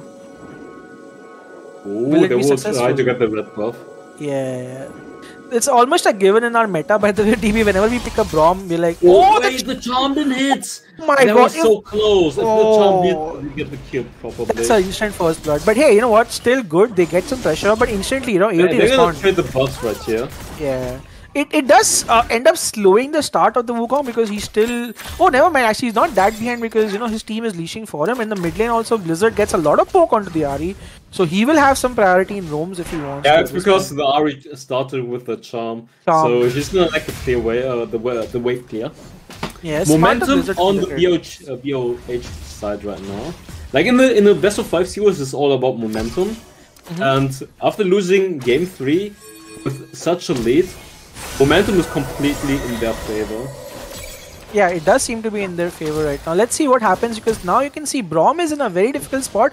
Could potentially be in a position where he can get dope. Might dive off lane now. Ezreal is getting dope right here.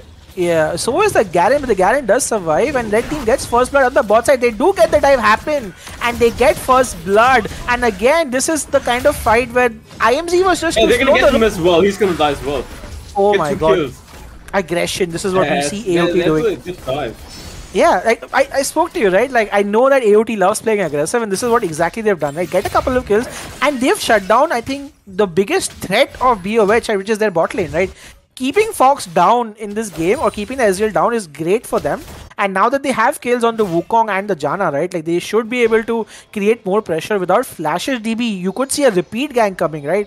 Because it's entirely possible that TF ultimate and Wukong ultimate... I'm actually surprised about the early game, because I would think, yeah, they might be tilted, but that dive was very good, coordinated, and they get a double kill on the bot lane already. And Wukong level 5 soon might regank. The cooldowns on the flashes still up. Yeah, on the top side also, you can see that they're waiting. The J4 is just waiting and waiting and waiting. I'm not sure what he's doing. It's a bad idea. Like, trying to play around top side, ganking and diving a Garen, I don't think that's a good idea. Like, yeah, meanwhile, see what's happening in the bot lane, DB. Like, DB, another fight's happening. Wukong has his ult, but Wukong will die. He gets a kill on the process. Yeah, he gets 1 kill. But I think it's a 2 for 1, but the Fox gets a kill on ADC though. I think that's totally worth. Braum got the kill. Braum got the kill, so it's definitely worth for the Kai'Sa, who gets 2 for herself. So if the Ezreal didn't get, if Ezreal got the kill there, I'd say it's still not the worst. but he didn't, and that's going to be a trouble. And again, RPG Sun versus Kale right here. Kai'Sa looked to run away as well. Kai'Sa does not have her, does have her ult. She can just reposition with her ult, and that's what she does. And she survives! Oh my lord, J4 threw everything, including the kitchen sink, at the Kai'Sa, and the Kai'Sa just used her ult to survive right there. So, no J4 ult for the near Herald or Dragon fight coming right now. So that's not good for BOH because J4 ult just gets used for nothing. Ezreal is already 1.2k behind.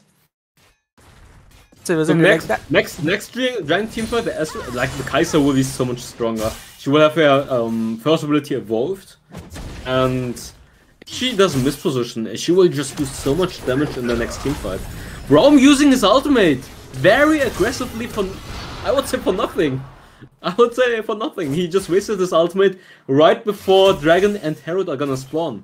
Yeah, and that's just for, like, I think this is just cue for AOT to start doing either the Herald or the Dragon. I think they definitely want to go for the Dragon, it looks like, even though it's going to be a Cloud Drake, not the highly contested one. And in the Baron lane, we haven't spoken much at this point. Garen did get ganked a bit, but it seems to be an even lane at this point. So Garen's going to be fine as well. You know, he can probably finish his unfair cape at this point. But trying to play around the top side when it's Garen is a bad idea, because as a second ability for damage reduction, how do you want to dive someone who builds full tanky, has the ability to get damage reduction? It's just a waste of time. Maybe he should have tried to go for the counter ganks and try to help out his bot lane instead of focusing so much attention on the top side. Yeah, Ari missing her charm yet again, and again this is them, you know, AOT were like, you know what, we don't want you to trade the Herald for the Cloud BB, because they just, like, the moment J4 started Herald, like, Wukong just walked towards top side, denied that Herald take, and now the Dragon still being up, both the teams are taking their own sweet time. This does mean, however, that the ultimates from the Braum and the Jarvan are looking to be back by this time. The Braum ult should be up in this round. He will have the ultimate. Oh, they're trying to collapse on Ezreal. Yeah, the Twisted Fate, he's gonna die. The damage is insane! The damage from Kayle is insane. All of the Kai'Sa Q procs hit onto the Ezreal, and Ezreal just gets blown up. And this is going to be Q for a free Dragon take. But in fact, they're just opting to do both. They're doing the Dragon as well as looking to siege down the bot lane tower. IMC has taken up a lot of it's poke. Very hard for them. Okay, he's gonna use the smite on the cannon minion. Ari gonna try for the flank, hits the charm on Twisted Fate. Still not enough at this point. Jana using her as well. Right now, Ezreal ultimate doesn't hit anything. Yeah, and here comes Wukong with ultimate. Clean up. Ari, nice. Nice one. Lock. Yeah, he lands a stun, but he does. Can he survive this? Yes, he can. They do not get the Dragon or the tower yet, but maybe they should. I think they need to reset here. Yeah. Again, it's a matter where they keep fighting a lot, don't they, D-Ben, at this point? Oh, mid lane fight happens. 50 versus Marshvll. Oh, could be in trouble. Oh, survives to 1 HP. Yeah. He did have his ult as well, by the way. It's not like he, you know, was like, I'm gonna die. But again, this definitely means that the Baron will be taken. Oh, never mind. But it's a Herald. It's a Herald now for them. Yeah, it's a Herald for them. Yep. For Herald. They should go for Herald now. But great for BOH because they were gonna lose both at this point. Yeah, never mind. Jarvan's gonna be alive in time. Yeah, he will be, and the fact that they stole the Dragon is great for BOH, right? Because again, you know, like, the game is 1-7, they're desperately losing momentum, right? Just to have that one small victory where they feel, okay, you know, like, it's not completely over is good. The first tower has still not gone down, DB, right? So, you know, it's still not, like, completely over for BOH as of yet. But the bot lane tower is getting sieged at this point, and the charm and all, Garen just, like, soaks up like a boss. Braum ult for what? I don't know why he uses his ultimate like that. Yeah, it's very weird. His ultimate. He's wasting his ultimate every time. It's the second time he's wasting his ultimate. Oh, it lands the charm, nice. Yeah, he does land the charm, but takes a lot of return damage in the process too. And Blizzard's looking for that gold card right here. And Wukong and J4 are fighting on the top side, and the top side Dragon, the top side tower could be in trouble, right? Garen looking to push out mid. Yeah, Wukong could be in trouble. It's already half-life. They might try to dive here. Yeah, Wukong does have ultimate though. Wukong ultimate? He does use ultimate. They might just rush it. Oh, they survived. He's still looking to go for the kill. Never mind. They could just clear the wave. I don't think they can collapse here. It's just wasting. Yeah, it's a very weird game, DB. Like, suddenly both the teams are not playing as clean as you would expect them to, right? They could have just taken Herald. They could have just, you know, sent one person bot, but and random usage of ultimates at this point. Not quite the cleanest. And they say, oh, never mind. You could see another gang happening. Flash. Yeah, he has to flash. He had to flash. Necton uses his ultimate at the same. They are rotating for the Herald right now. Yeah, Kai'Sa's still bot lane. let's go. What happens? Like Kai'Sa has backed right Wukong now. doesn't have ultimate. Yeah, Wukong doesn't have ultimate. Yes, neither is the J4 nor the Renekton at this point. So everyone's without their ultimates, and Garen, okay, like Renekton Garen matchup going pretty, like there's a lot of focus given to the Garen, honestly, a lot of gangs from the J4, but still no deaths on the Garen. The first tower volcanic will get it. Oh, never mind. I think they need to go Herald now. Yeah, they're trading. They're going Herald at the same time. Yeah, but I think that's a worthy enough trade, right? Because if they get first tower for first Herald, not the worst. I'm not sure if they can take the bot turret because they don't have a wave yet.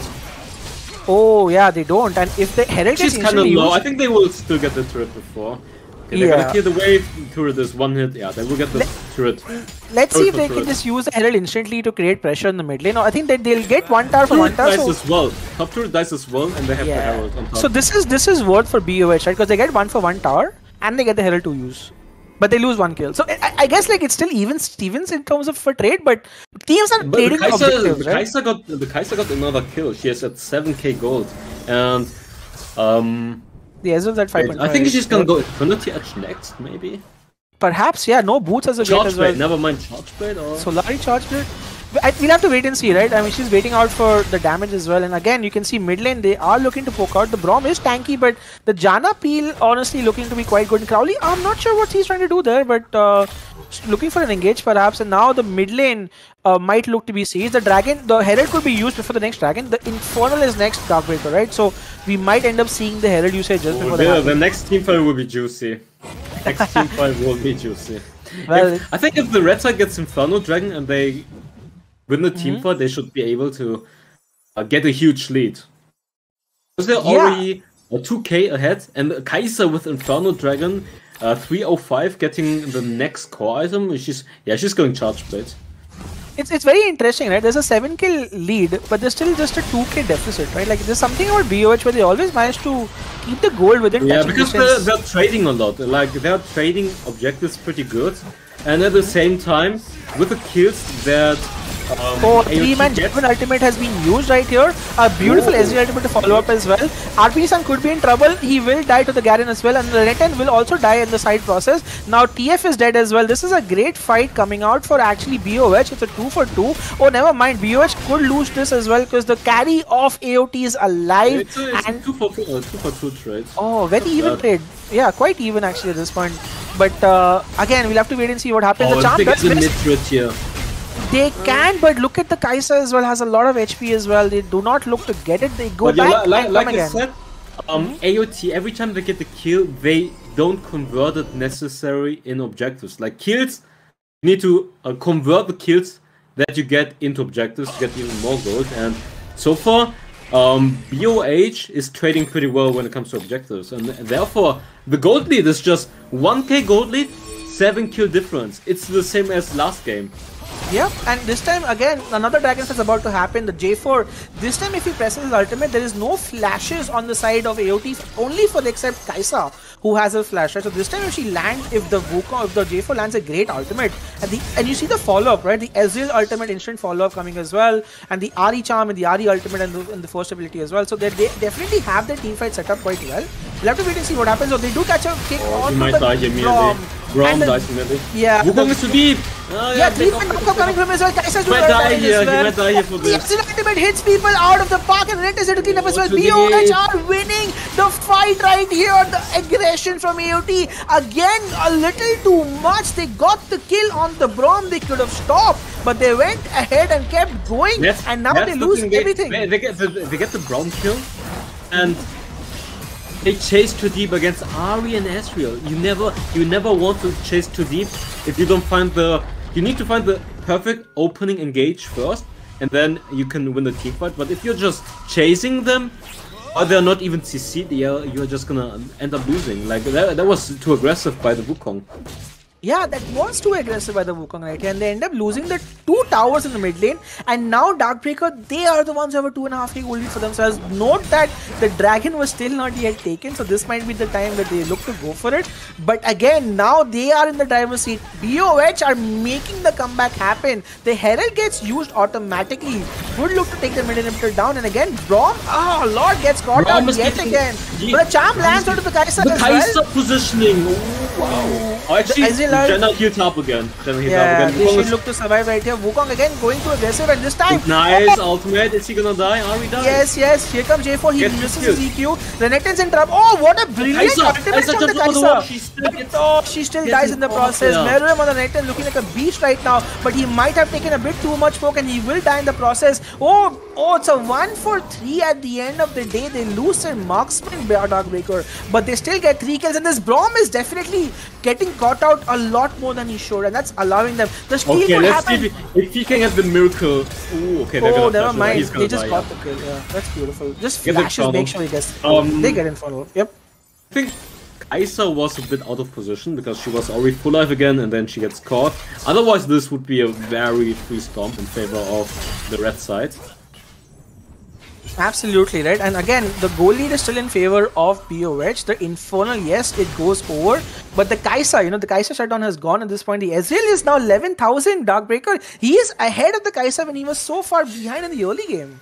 And Ezreal has 3 core items, so if they can't kill Ezreal, I can definitely see them still winning the team fights, because Ezreal's damage output in the late game, especially already having 3 core items, he's gonna be very, very annoying, and he's gonna do so much damage to them. Yeah, and like the Kaisa has, obviously she has to stack up her Q, but she's not, the only one completed item that she has is the Blade of the Ruin King at this point, right? So it needs more completed items, and again the J4 is just looking to lock her down every darn team fight, and BOH with 8 kills down are still 1.5k gold ahead. They're winning the objective trades over and over again, and we might have a very, very interesting game 4 on our hands. We might even go to a game 3 like DB is saying at this point, because AOT are a bit struggling, honestly, if I'm honest with them, right? Like that's what people need to understand is having kills doesn't mean you have a gold lead. Like, it's actually crazy that they have 8 kills more, 16 to 8, but they're behind in gold actually, just because BOH is playing the map better and they are getting more objectives. Yeah, 4 turret to 1 turret. Yeah, there's just 1 turret on the side of AOT. They need to get more. They finally got 1, but the top lane is still left. The mid lane is like healthy. It's not even low at this point, right? There's so much standing gold on the map, and Garen could be in trouble. The J4 going after the Garen, but look at this on the other side. Do they take the Baron? No, they do not. In fact, they just want to go in and fight. A land stun onto the Ahri. The Ahri gets ulted, instantly dies, and they should look to disengage right here, but Garen could be in trouble. Oh, the shields from Janna, the knockups as well. Another fight's about to happen. The Ezreal ult should come in. The Janna heal is also there. The J4 ult catches them as well. Ezreal did 3 people. Yeah, he did heal 3 people. Renekton could be in trouble. Yeah, he's full life. Can he get a few kills? The question you have to ask. Again, Kale flashes. I don't know. Oh my god, can he survive this? No, he cannot. He throws at this point, and BOH get 3 on the side of just 1. But here comes Twisted Fate as well. Can he get? Oh, he missed his third ability. Can he get 1 more? The flash from Ezreal. Can he survive this? No, he can't. Oh my god, level 7 mastery spam. Fox showing up on this game, and Bang the Hog get themselves for 1. Blue side is gonna win this. I think Blue side is gonna win this. Like I said right now, I think Blue side is gonna win this. Ezreal is gonna pop and carry this game. Ezreal's already popped Darkbreaker. This guy is a beast, and time again we are seeing why Fox Wild is OP at this point. Band of the Hawk rushing for the Dragon. 6-second dead timers onto the Garen, 4-second dead timers onto the rest of the team as well. Yes, they have Crowley, but this time it's just a single lone Crowley. The teleport is there. Will it be used? Yes, it will. Now it's going to be a 2 for 4. Let's see what happens. They're choosing to opt to fight instead of Baron, which is a great point, but the Garrus is so tanky, and the Wukong will survive. The Garen will die. The Wukong will die. The Renekton will die as well. Oh my god, the J4 diving really deep. I don't know why good, but he will survive to the skin. I think they can just go for Baron now. Can they go for the Baron is the question, because the J4 is quite low. Oh, I think they can go for Baron. They can. If J4 didn't dive and took that much damage, they can just go for Baron. Absolutely. Actually, I think they go for Elder. Yeah, they definitely go for Elder. 10 seconds to go. Wukong has to buy teleport right here, and if he doesn't, he'll be late. 17 minutes. Yeah, Elder's the better call. Yeah, they are looking to go for it. Again, it's a matter of pressure. Oh, yeah, it's deleted completely. Braum ult shielding everything. Carry so hard here. Ezreal is coming, look at this. He ends up dying. Kale gets his redemption game right here. Can he survive the question? No, he will die in the process. This will dissuade the Elder Steal, so he did his job, baby. They had the Elder already. It was a free Elder. What are you doing? Oh my god. They chased too much. Right? They got the 1 kill just back into Elder at this point. They still are doing it. It's a 3 for 2, but I don't think you do it anymore. But Kale definitely made sure that his team was able to get back, because without that fight and killing the Ezreal, right? It's a game of the ADCs showing off at this point, right? Kale, like the Kai'Sa and the Ezreal, like really going toe to toe. It's depending. It's and the he has 4 defining moment. Now. Yeah, 4 core items for both the players. By the way, it's crazy at this point. Ezreal didn't chase. Like they got the TF kill. They go Elder. They get Baron. Oh, that would be GG. But instead now it's very close again. Again, very close, but again the tower goes down, still a 2.5k gold deficit. And we spoke about this, right? You said it, the team fights even Stevens, it's about who outplays who at this point. They are front lines and they're also back lines, and the Kai'Sa does a lot of damage. The Ezreal is super strong late game as well. And we have to wait and see what happens, because again, we're in an null state. The Elder's up, the Baron's up, 1 dragon apiece, right? So, you know, again, only thing that is not there is the mid lane tower that BH are still saving to this moment right here. The RE also has 3 completed items. The TF has 3 completed items as well. They're all looking to be like very equally matched at this point. And let's see what happened. Teleport being used from the Renekton right here. The poke landing from TF Darkbreaker. They should look to play on TF poke at this point. Oh, what a crazy game moment here right now, right? Oh, Wukong goes in for a whole man ultimate.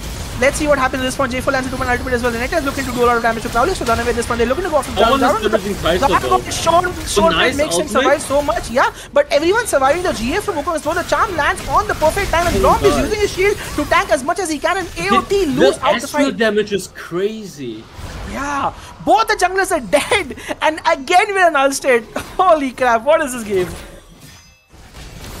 What is this game, Darkbreaker? What is this game? Oh, the charm lands! Garen has to flash away! Garen will die! 1 HP! 1 HP! Here comes the flash! He will in the process! Ezreal gets the kill! Ezreal, oh, meanwhile from the back, they were too aggressive! They were too aggressive, they should get the kill onto BOH. Oh my god, BOH on their conquest to kill the Garen, they end up losing 2. Could this be the Baron take, because the Wukong is up? No, they should go Elder again. Elder. Or the Elder at this point. Oh my lord, what a close game. 19 kills to 23, 66 gold to 64 I think gold.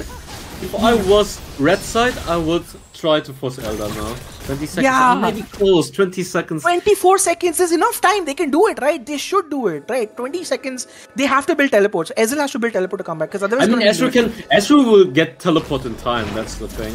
Yeah, and the other question is like the speed can also happen. But Kai'Sa's damage is crazy, maybe they can rush it in time, but... They can, and you have to forget, like, there's still a potential for the J4 to steal it, right? J4 steal is there, yeah. Oh, they catch the Ahri, she's already half-life. She's half HP, but... Teleports are coming in now. Yeah, teleports are coming in. It's a 5v5 honestly, but J4, they need to down the J4. J4 is in the pit.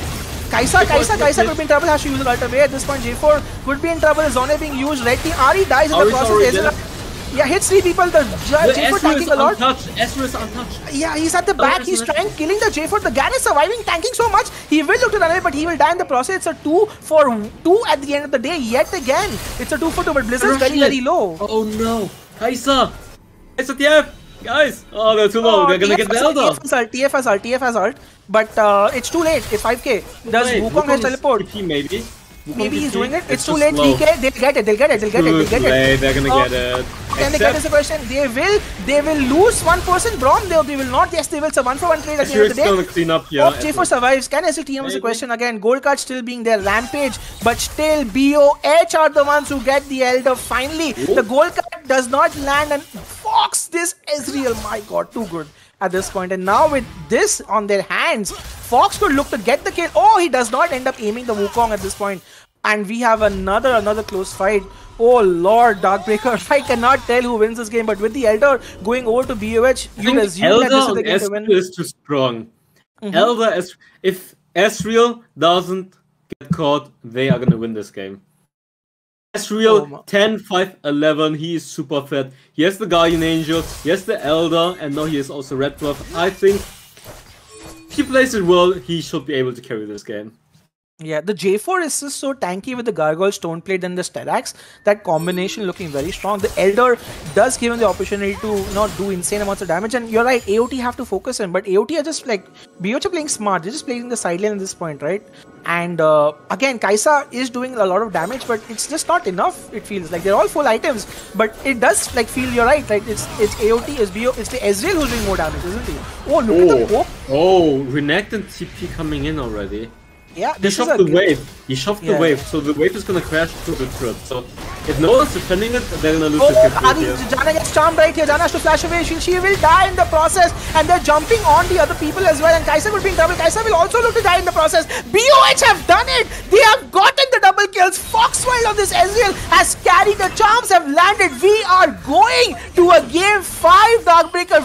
I did say it. I did See predict it on it. hands. I did say Oh it. my god. I did What say it. Game 4, they have the momentum. what And a now, game. now Like, all the momentum is in favor of BOH. we kept talking about how that one mistake in game 3, right, where they had the victory, they got cocky, they chased and they died, and from that point onwards to not only lose that game, Darkbreaker, but to lose this game as well. And now it's they who are on the nerves, and the momentum is riding hard on BOH as they win game 4 on the back of this Ezreal, who did an insane amount of damage. 57,000 damage coming out from this game. Oh, what a game, yeah. That's what we call a throw in a best of 5 series. But game 4 honestly was a very, very close game, right? It could have gone either ways, but the Ezreal and the way he played, right? Like Foxwild, brilliant, right? Just showing up huge on that pick right here, and they got the right picks for their team. And once they got the goal lead, they just never gave it back. And they just like won the game from that. Crazy, crazy. Look at the goal. Look at the goal lead. Look at the damage being dealt from both these teams. What a brilliant game coming out from BOH, who are looking to get the 5th game also in their hands. Let's see if they are successful or are they not, because we are going to get started with game 5 very, very, very shortly, guys. And you guys are as hyped as I am, because I can see it in chat. Everyone's going crazy at this point in Darkbreaker. Silver Graves, true. You guys need to play Silver Graves now. Silver Skips will be played for game 5. I'm absolutely positive. We are ready for that Silver Skips as well, as soon as our streamer joins the lobby. But you know, DB, I have to ask you, right, now and after draft as well, because so far, you know, everything you've said has, you know, you're like the Midas touch. Like whatever you say turns into the truth, right? It's like so now it's gonna be interesting as well. I think I'll ask you this after the draft, because it depends a lot on how these teams play. I'm gonna say blue. If they go for, like you see, the moment they go for poking champion Ezreal, who has good late game, they win the game. So if they go for, I feel like in teamfight wise, they are playing it pretty well. So if they go for the same team composition, he did 60k damage. What? That's crazy. Yeah. Momentum is in favor of BOH, but it would be interesting to see if AOT can bounce back from this. Well, that's the thing, right? It's a cracker of a game, and the pressure's on It's them, gonna be right? very tilting as well. Like game 3 was tilting, but game 4 very close, Yeah. and they end up losing it. This is gonna be very, very, very tilting. Yeah, So they're gonna keep thinking of that game 3. I feel, right? without looking at the draft, I'm gonna say if they don't go for early team comp, then BOH is gonna win this. Don't go for early team comp, no Lee Sin, no TF, you're gonna win this. But if they go for early game team comp, then maybe they're gonna throw it. Because late game scaling. Because I think like BOH are I'm ready just for gonna that. say because game 3 was tilting, but game 4, 26 to 26, this must be also very tilting. So I'm gonna say BOH is gonna win this.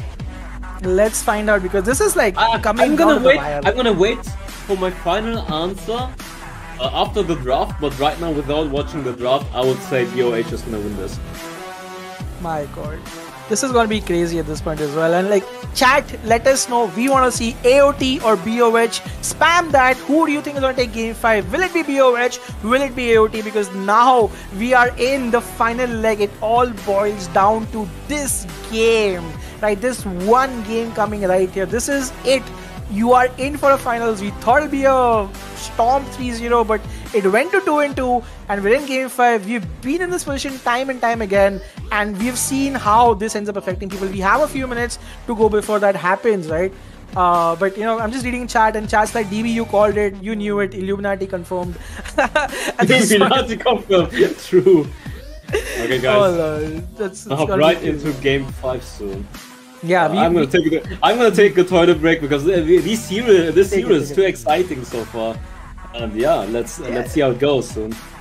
Yeah, for a couple of games, it's like, it looks like AOT is gonna go, but then it just got back crazy at this point. So it's gonna be crazy, guys. Just wait and stand for a few minutes while everyone takes a quick break, because even the players need a couple of minutes, because I think the adrenaline rush that they're facing at this point is making them a little bit too this thing. So they've asked it for a break. Let's just hope we get started very soon. But yeah, let us know AOT or BOH in the chat, because man, oh man, it's just been a crazy series so far, right? As we head into the lobby screen at this point, and the Galio ban coming out, coming to be same for AOT at this point. They've been banning Galio since the start of the series, right? And now it's coming out to the end of the series. So BOH ban, BOH.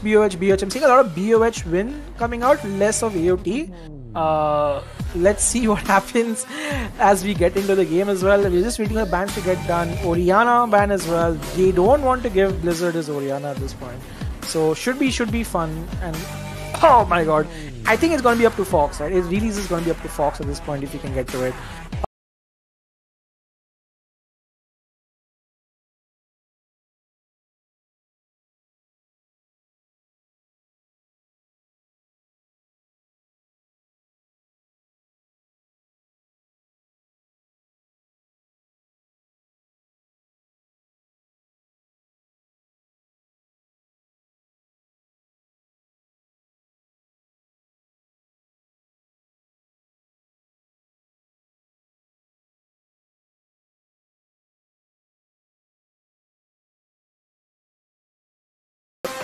I mean, the reverse sweeps tend to happen a lot because the team that is, winning the 2-0 have the momentum. But, I feel like it could still be 50-50, DB, if I'm honest. I feel like it's anybody's game. Maybe I shouldn't predict because I'm too good at predicting. I'm spoilering already. I'm spoilering.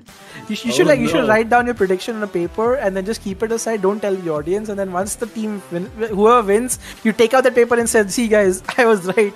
Because I think at this point, yeah, people are gonna be like waiting on your prediction to decide at this point. Like if they even hear that, okay, you know what, DB's saying BOH is gonna win, if they end up taking that, could be them. Bans are coming in place, by the way. Orianna, Nami, Lulu. So all the Enchanter supports are definitely being taken away. And Ezreal's up as well. I think there's no reason why Fox won't just play it again. Corki's up too. If you want to match late game, like, would you say Corki is a good response as well if you play against Ezreal? Balance real quick. Galio, Orianna, Lulu, Nami. I'm still surprised about the... Yeah, I mean, Corki is obviously a very good poking champion in the late game. They do have a lot of picks open that they don't go for. They go for very similar comps. 2 tanks, 2 pokers, 1 peeler or 1 engager as a support. Very similar comps. But they do have the Camille jungle playmaking potential. They do have the Varus as a late game poker as well. So, curious. Maybe they're gonna switch it up a bit because so far the picks are all very similar.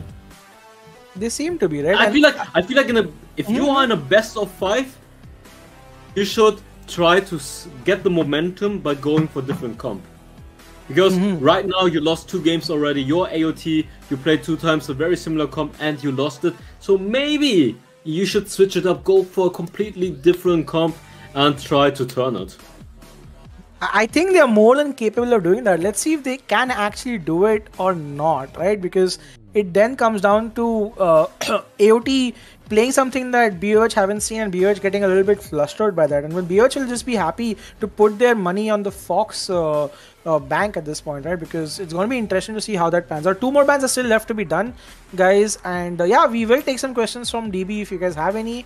So let's see what happens at this point. Prediction Breaker OP is happening in chat because they're waiting for your prediction as well. But we are gonna wait till the draft phase happens before I happen. And Ziggs is the last ban, and the last ban from BOH is still yet to come. So hopefully we get that very, very soon. And guys, do not go anywhere. This is what we've all boiled down to, right?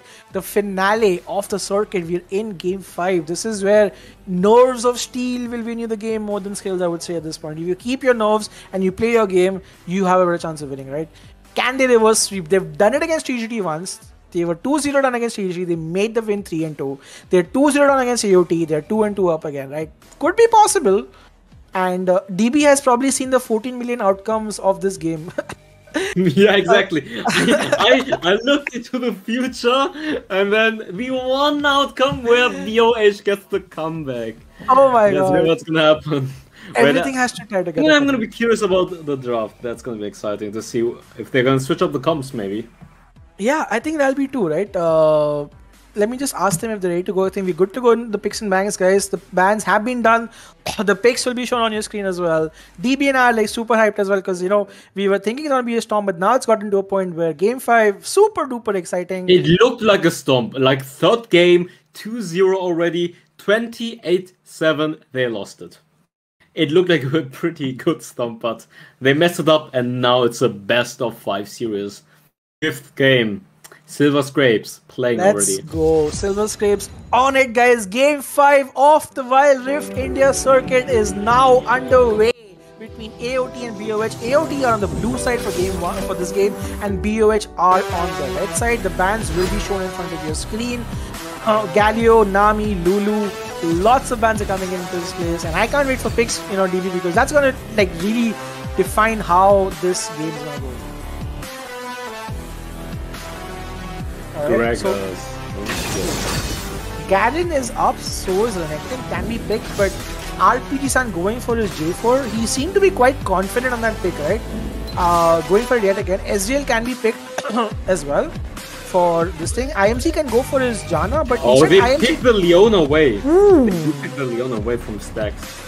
Very interesting, right? We have not, honestly, we have not seen IMC you can see the champion pool from support is kind of thin because they banned Lulu, Nami, Brahma out, Leona picked, so he's hovering Janna right now. Yeah, and they opt for the double AD carry composition. Darkbreaker, they went Corki mid, or perhaps Kaisa AD, Kaisa Dragon lane and Corki mid lane. They go for double AD composition. I think that's the same comp they used in game 1. Yeah, except like for double ADC, 2 tanks, and they had Nami game 1. I think it was Nami. Now they have Janna for Pure. I mean, it's pretty much the same comp again. This Riven has been picked. Darkbreaker. Oh, they picked Riven against. They picked Riven. Oh my lord, we are in for a very interesting battle lane right here. Riven is very strong in team fight. I mean, it's fine because they do have 2 tanky frontline engages already. And Riven has the potential to flank and kill Corki and Kaisa. So I definitely think it's not a bad pick. Yeah, and they have Vi in game 5, not going for they go for Twisted Fate actually. Oh, he didn't go for Xin Zhao. Yeah, he didn't go for Xin Zhao. He went for... he went for Vi instead. I mean, Vi is also good for picking off people, but I would have preferred the Xin Zhao because I think Xin Zhao is just better in my opinion. Like, provides the same tankiness, or better tankiness, and he has the damage block, like he can jump in, block the damage. Man, I'm still bamboozled with this Riven pick because we have not seen this player play Riven in competitive at all. He does play it in solo queue, right? So he's bringing out like some unexpected pickups right here, and like you said, Volcanics really loves the Twisted Fate pick. Again, I think it's the 3rd time now. Yeah, he has played that for the 3rd time this series, and there's a Tristana on Fox's side. So Tristana's playing self-peel. He's like, you know what, Leona's is gonna go win. I'm gonna play peel. And I think against a double AD carry composition, like if this goes to late, you obviously put your money on AOT, right? Because Grag is frontline as well as the Vi, the Janna to peel. I'm not sure because they have the Tristana and Riven. Tristana late game, probably one of the strongest ADCs. Then they also have the Twisted Fate who can catch and one-shot maybe Corki Kaisa, because Kaisa is not a great poker. They only have the Corki as poke this time. So I can definitely see BOH winning the late game team fights. Yo, there we have it. Darkbreaker has not made any prediction this game. He said it's a 50-50. I'm not sure. I didn't ask you for a prediction. I'm just gonna say. Let me see. I'm gonna say BOH is gonna win this. I'm gonna go with guts. Oh, Darkbreaker has said it. Illuminati has spoken at this point. I'm gonna say BOH is gonna turn this. Oh, it's gonna be great because AOT have been undefeated in any tournament in the Indian scene so far. If they lose this, this will be the first ever tournament loss. Which is like something that they haven't faced. In the bot lane, you can see a lot of trades coming out, and Stax is already finding up with like a very low HP. So good trades coming out from BOH's bot lane already. And my god, like again, Meruem is pushing the lane out, but Gragas, I honestly think Gragas just wins that lane, right? He has so much sustain, right? I don't see a world where Riven outplays early game, yes, but late game or mid game, I think Riven is gonna win the 1v1 pretty hard, and she has the one-shot potential to just kill Corki and Kai'Sa when Leona and Jarvan engage. True. She's like the oh, you see a fight happening. Maybe the J4 looking for a EQ right here, and again both of them will have to flash. Yeah, the Janna did not have a flash up, and beautiful gank from the J4, and the kill goes over to RPG-san, who gets his jungle game goal rolling. All my money is on BOH. All my money is on BOH. Yeah. They're gonna do it. Yeah. They're gonna do it. They have to play the early game strong too, right, BOH? Because you have like Corki and Kai'Sa don't really want to fight you early, but the Jarvan and the TF and all definitely do, right? So great for them that they're able to do that. The issue is just if they don't punish Tristana and she can farm up, Tristana late game is an absolute beast. They do have two tanky frontliners, and the issue is Twisted Fate with the CC, the Leona Twisted Fate Jarvan CC is pretty good to catch people off guard. And then if Riven finds the right flank, I can definitely see her. She jumps in, Corki, Kai'Sa, boom, one-shotted. True. There's possibility of that. Let's see if they can play to that as well. You can see so much aggression in the early game, and Meruem ends up getting the jump. Oh, that's a dive. That's a throw from Mr. Crowley. The ult was a little in from Crowley. It's the tilt. It's the 5th game. They lost 2 games. It's the tilt. He's trying to make play 7 too hard, and he pays for it. Yeah. This is what I mean. When you are in a best of 5 series, you win the first 2 games. The 3rd game, you're super ahead. You throw it. The 4th game, very competitive. 26 to 26. Oh, bot lane, other fights happening though. Blizzard. Oh, this time it's actually AOT's bot lane who might come out on top. They have to flash away. AMZ will get the kill, so it's a great pickup from AOT. A much needed pickup, you have to say, because if the way the first gank went on top side, right, you'd assume that people get tilted, but then the fact that the Kai'Sa gets a kill for herself is really good, and Tristana has to blow her flash as well, right? So that means that for the next dragon fight, they will not have their flashes up. So some bit of reprieve, right? And again, the game is still in an even state, but at least the momentum now softly swifts back to even because of the bot lane advantage that they've gotten. They can't think a lot, right? It's all about the mental game is on, isn't it, DB? Because one wrong fight and they'll start looking at that game 3 where they could have won it all and they didn't. And now they're in a position they're about to lose it all. So looks like the Vi, especially the Vi, tries to make plays happen too hard now. She feels the pressure. She's like, I need to make some plays happen. We need to carry. Let's try to get something going. Therefore, she just dove there and died for free.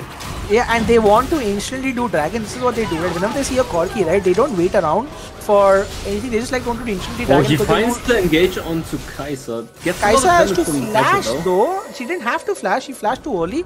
But they weren't fast enough to do the dragon. Now Corki is back up again. So is the Riven, mind you.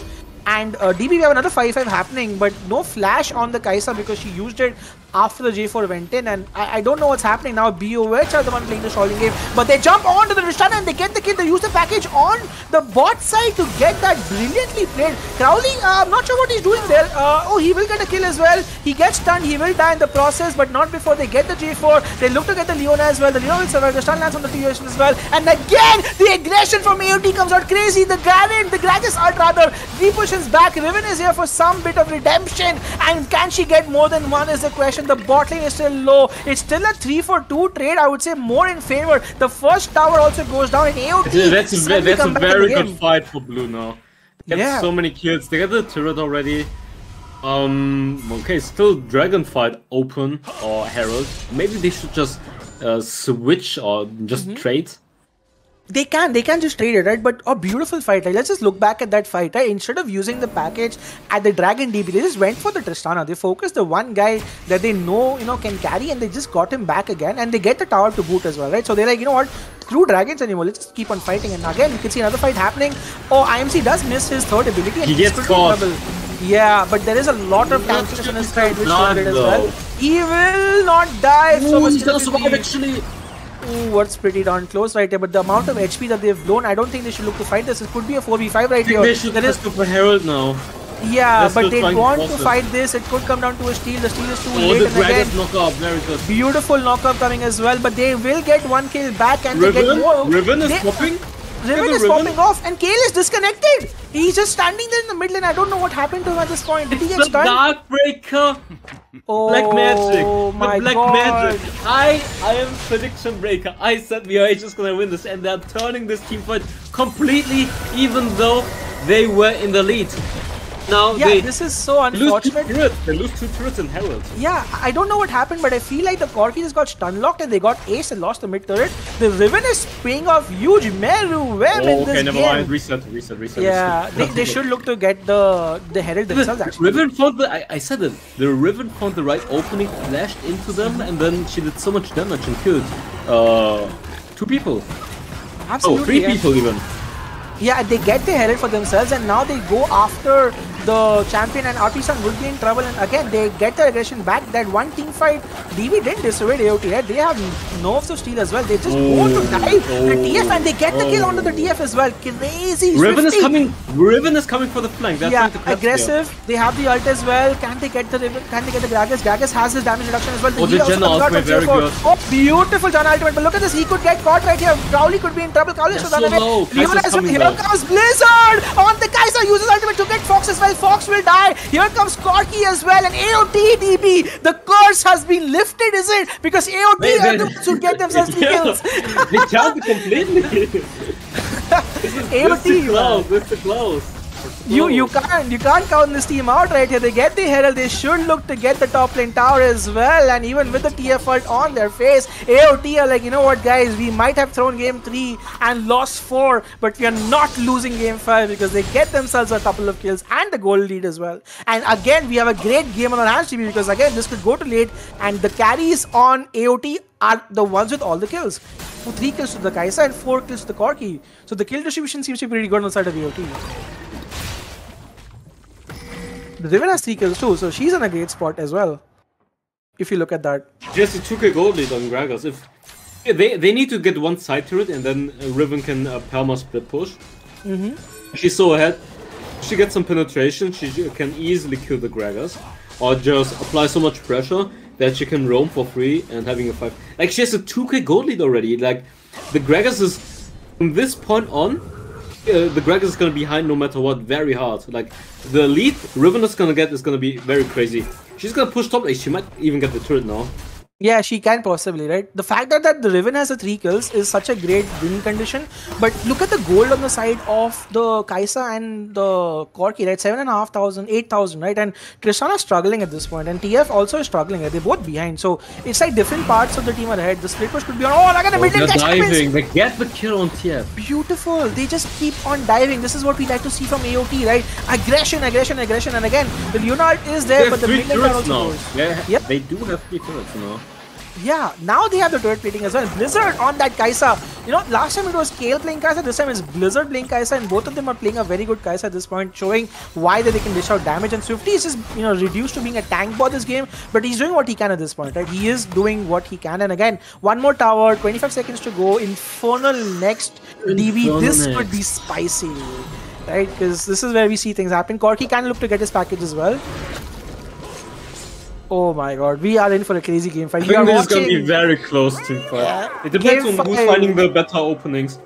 True. The Vi also has her Stone Plate, has her anti-heal item, her Sunfire. She's quite tanky, a lot of HP as well. Riven would be the one to watch in my opinion in this team fight. If the Riven, Meruem can get the kills for his team. Oh, they're looking for a catch right here. Oh, Swifty could be double. Oh, that's that flash away. Riven using it very aggressively already. They jump onto them. The Swifty survives again. This guy keeps surviving, and this is the Corki package. Slices people in two, and they are sitting on the package and getting roasted to death at this point as BOH lose 2 in the process, and they lose the dragon. DB, AOT have done it. They've gotten the dragon fight again, and they are on the verge to win the series. Maybe too soon, but at least a good win for them. Yeah. It's looking good for them. The Corki is popping. The Corki is very fat. Yeah. The Corki late game is so strong, so it will be very hard. It will be very hard for the red side team to now win the game. Absolutely, and again, we spoke about how close this fight would be. It's a game 5 AOT game. I don't know if another throw could happen or it could not. They wanted to go after the Gragas DB, but they couldn't get it, and they wasted everything. Coming in. Wait. Oh, like at this point, I don't know. I think the stun did land, but he did survive. He ended up using his barrier to do that. So TF Alt are not getting anything in return at this point.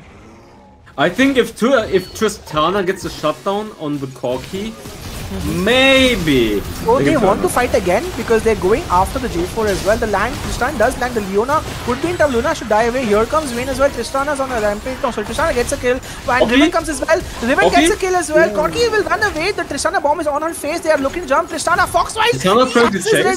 One more auto attack and he'll get the slow, but he does not. Oh, nice tornado boy. I think they can still maybe dive this.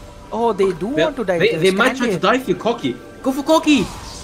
Oh, they'd want to go after the Tristana. Oh, never mind. They will survive. Oof, are they gonna dive? This is close. No, they're not gonna dive. No, they don't want to dive. They had the Janna, right? And they had the Kaisa with the But see, the game is still very winnable for the red side. They have the late game Tristana security.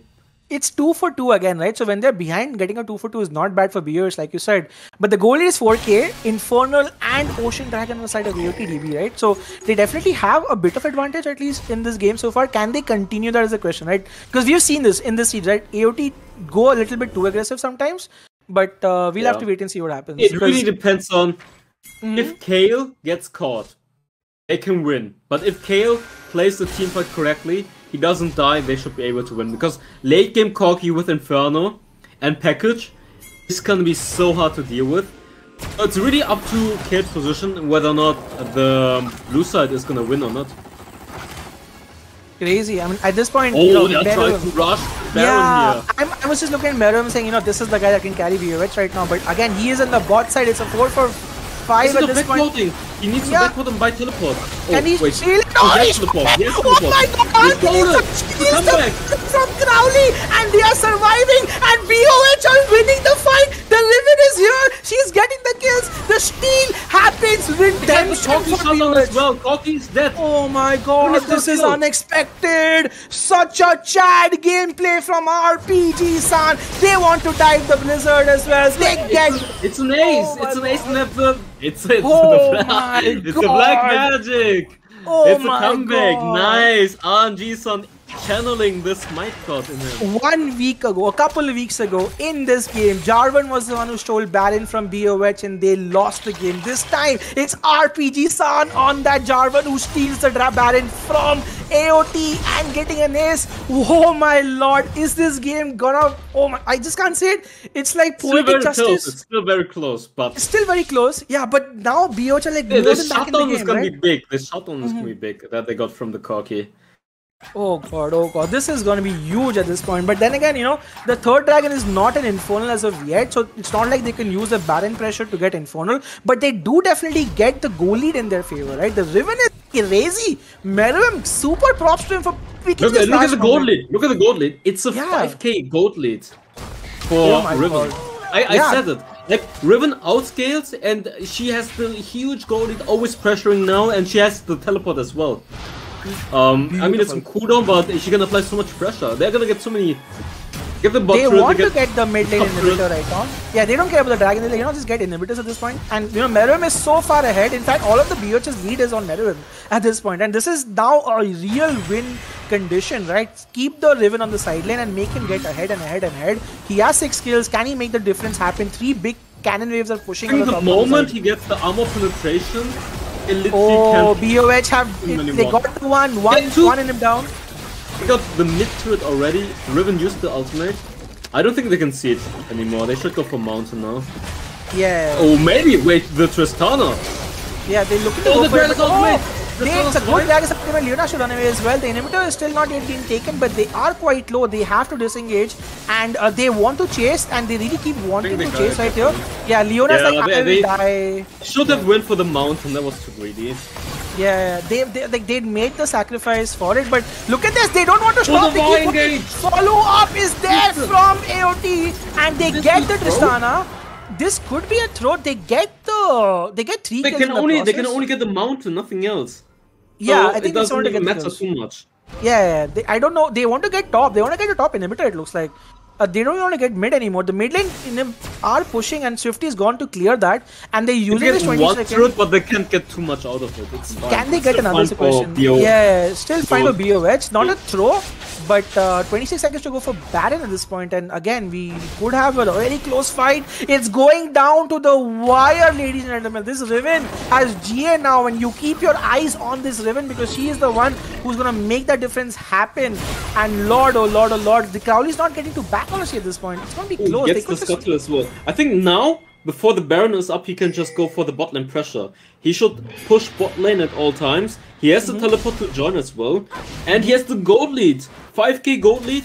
Oh, they've started Baron, it looks like. Yeah, rushing it. Oh, but look at how low RP San is at this point. This bad idea. What are you doing?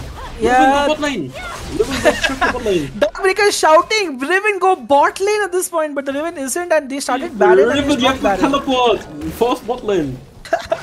Riven has to do that. Blizzard, meanwhile, finally pushing on the bot lane wave as well, which is clamping up at this point. And you look at the scorecard right here, right? Oh my god, 58 to 59, right? It's 1k. It could be anybody's game. The inhibitor's down to top. He's actually pushing top lane because the inhibitor is kind of low.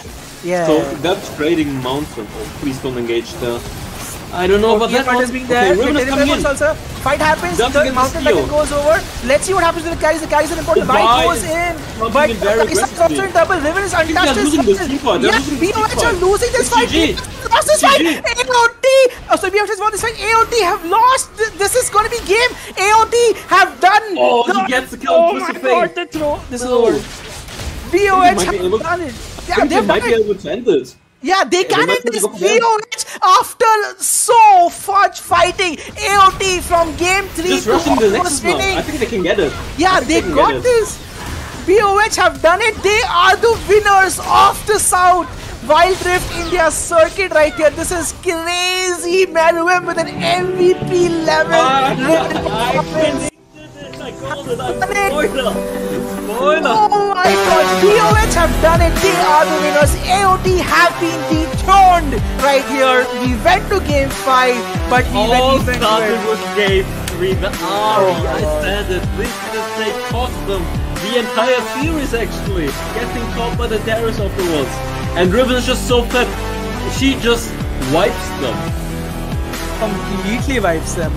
This last Riven pick from Marwem just completely changed the game, right? The way that they played in this game, the way that this game happened. AOT were aggressive, but BOH kept their calm. After being 0-2 behind, they did the reverse sweep. The momentum. Sweep. This must. I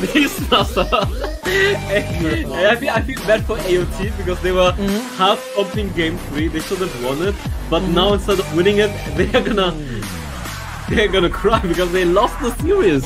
They actually lost the best of 5 series. It's crazy. Oh god, this is just beautiful, right? BOH have done it. The Marwem, RPG Sound, Wall, Foxwell, IMZ, take a bow, ladies and gentlemen. You guys have won the Wild Rift India circuit. A brilliant match coming out right here from the team as well. A brilliant finals. And Darkbreaker 5-on-5 in this prediction right here. He said it. And my god, you know, like I need to call you next time I'm booking lottery tickets because you got them right every time. Someone is writing, never invite Halfback again, he's spoiling everything. Okay, my bad. Oh my god, this is... happen anymore. No man, like, but brilliant. Like we had a great season, man. Like I hope you enjoyed the series. Like, what are your thoughts on the whole series as a whole? I would say, we have pretty interesting picks. And yeah, I mean, obviously, a best of 5 games is very exciting. The reverse sweep as well coming in from BOH. Yeah, really well played. And Miriam in the last game on the ribbon popping up like crazy. I did say that when she was 3-0, 2k gold lead on Gragas. I did say with that lead, she will just outscale the Gragas so hard, just keep farming, get that lead, keep split pushing, coming with the TP, and she pops off completely with the, I don't know, 5k gold lead compared to Gragas. And yeah, reverse sweep. I did call it. I didn't even call it before the draft. Because I knew it's all about momentum. True, momentum, tilted or not. And yeah, GG. GG right here, man. Like BOH through the jaws of defeat clenched out victory for themselves in this best of 5, kept their nerves, made sure they kept fighting tooth and nail, and AOT have been dethroned in India. BOH, after 2 months of intense grinding, are the team that comes out on top right here. Congratulations to everyone. A valiant attempt from AOT as well, going completely to the wire on the 5th game. This was their game to absolutely take it as well, but BOH had other plans in this game, right? And they made sure that they made the win happen. Thank you so much, Darkbreaker, for joining us today. We had an absolute blast having you on the cast as well. I hope you had some fun. And, yeah, thanks. It was really fun to cast this series. Brilliant. Any closing thoughts to the audience that is watching you and the stream and anything else? I hope you guys get Worldcraft soon in India. Indian community very, very big. I think the moment it gets released, the Indian community is gonna be a huge player when it comes to Wild Rift, and obviously, like, considering that the game is not even released in India yet, the teams are playing very solid. Like, the macro is not bad. I mean, obviously slight mistakes here and there, being too over aggressive, but overall I think both teams played really well. Like, both solid teams. And yeah, hope you guys enjoyed my casting. Hashtag prediction breaker. And yeah, nice to cast the series.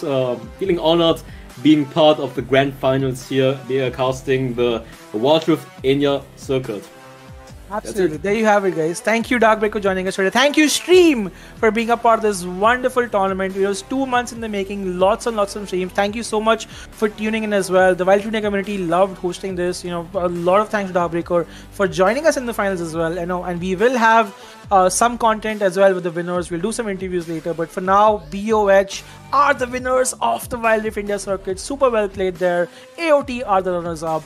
We will look to have more things for you in the Indian Wild Rift scene till as we wait its official launch. But for now, from Darkbreaker's side and my side, I'm gonna say goodbye. Thank you so much for tuning in, and we will see you guys very, very shortly. Take care. Bye-bye. Bye, guys.